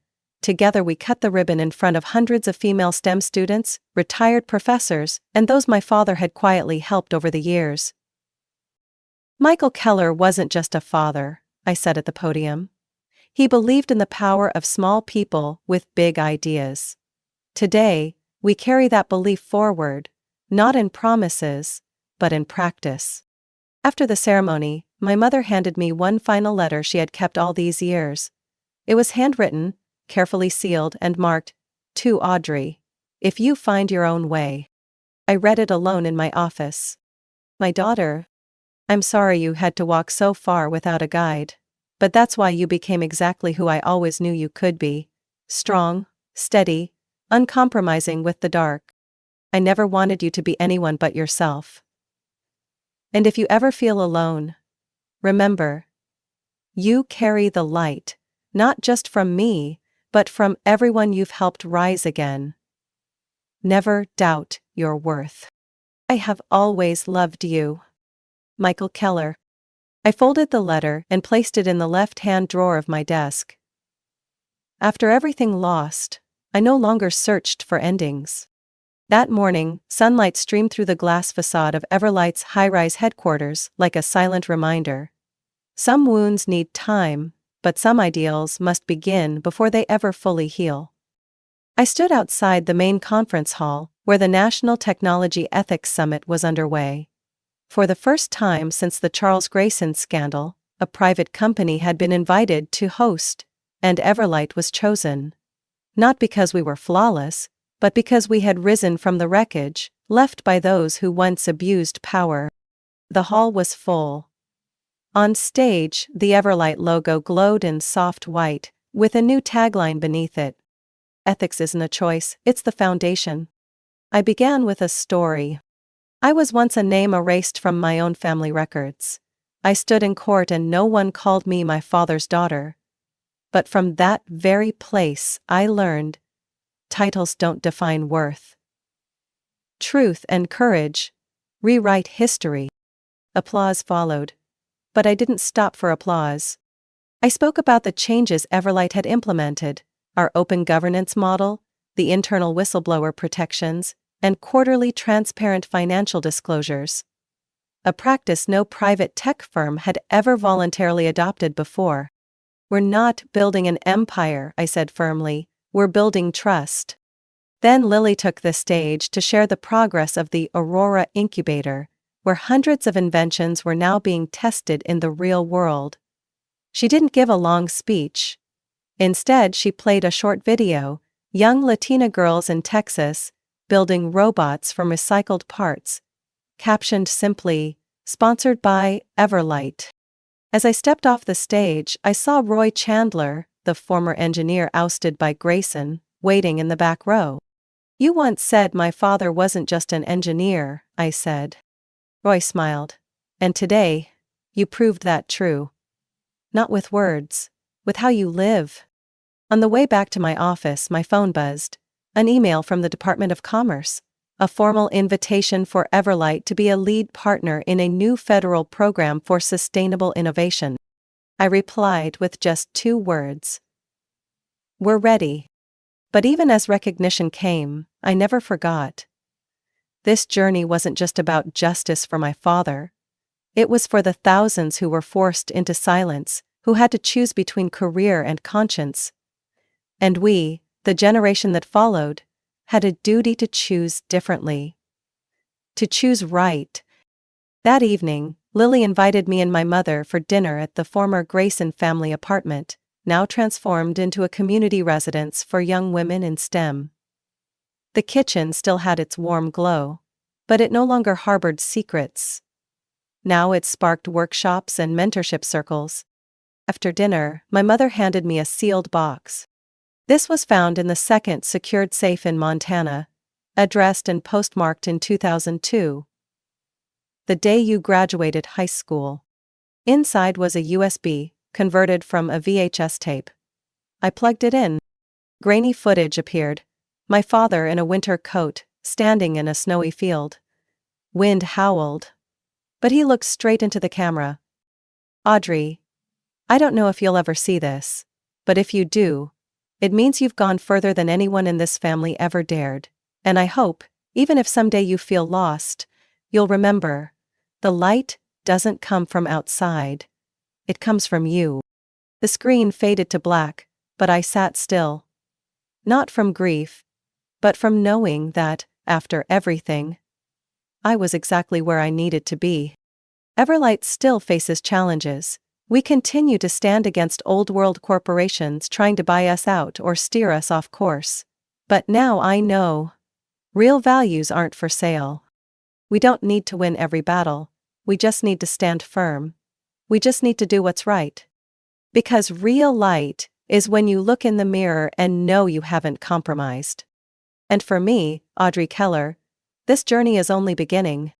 Audrey Keller's story proves that justice isn't just handed down in courtrooms, it rises from the courage to confront darkness. Once erased from her own family, she became a symbol of rebuilding. Not through vengeance, but by redefining power itself.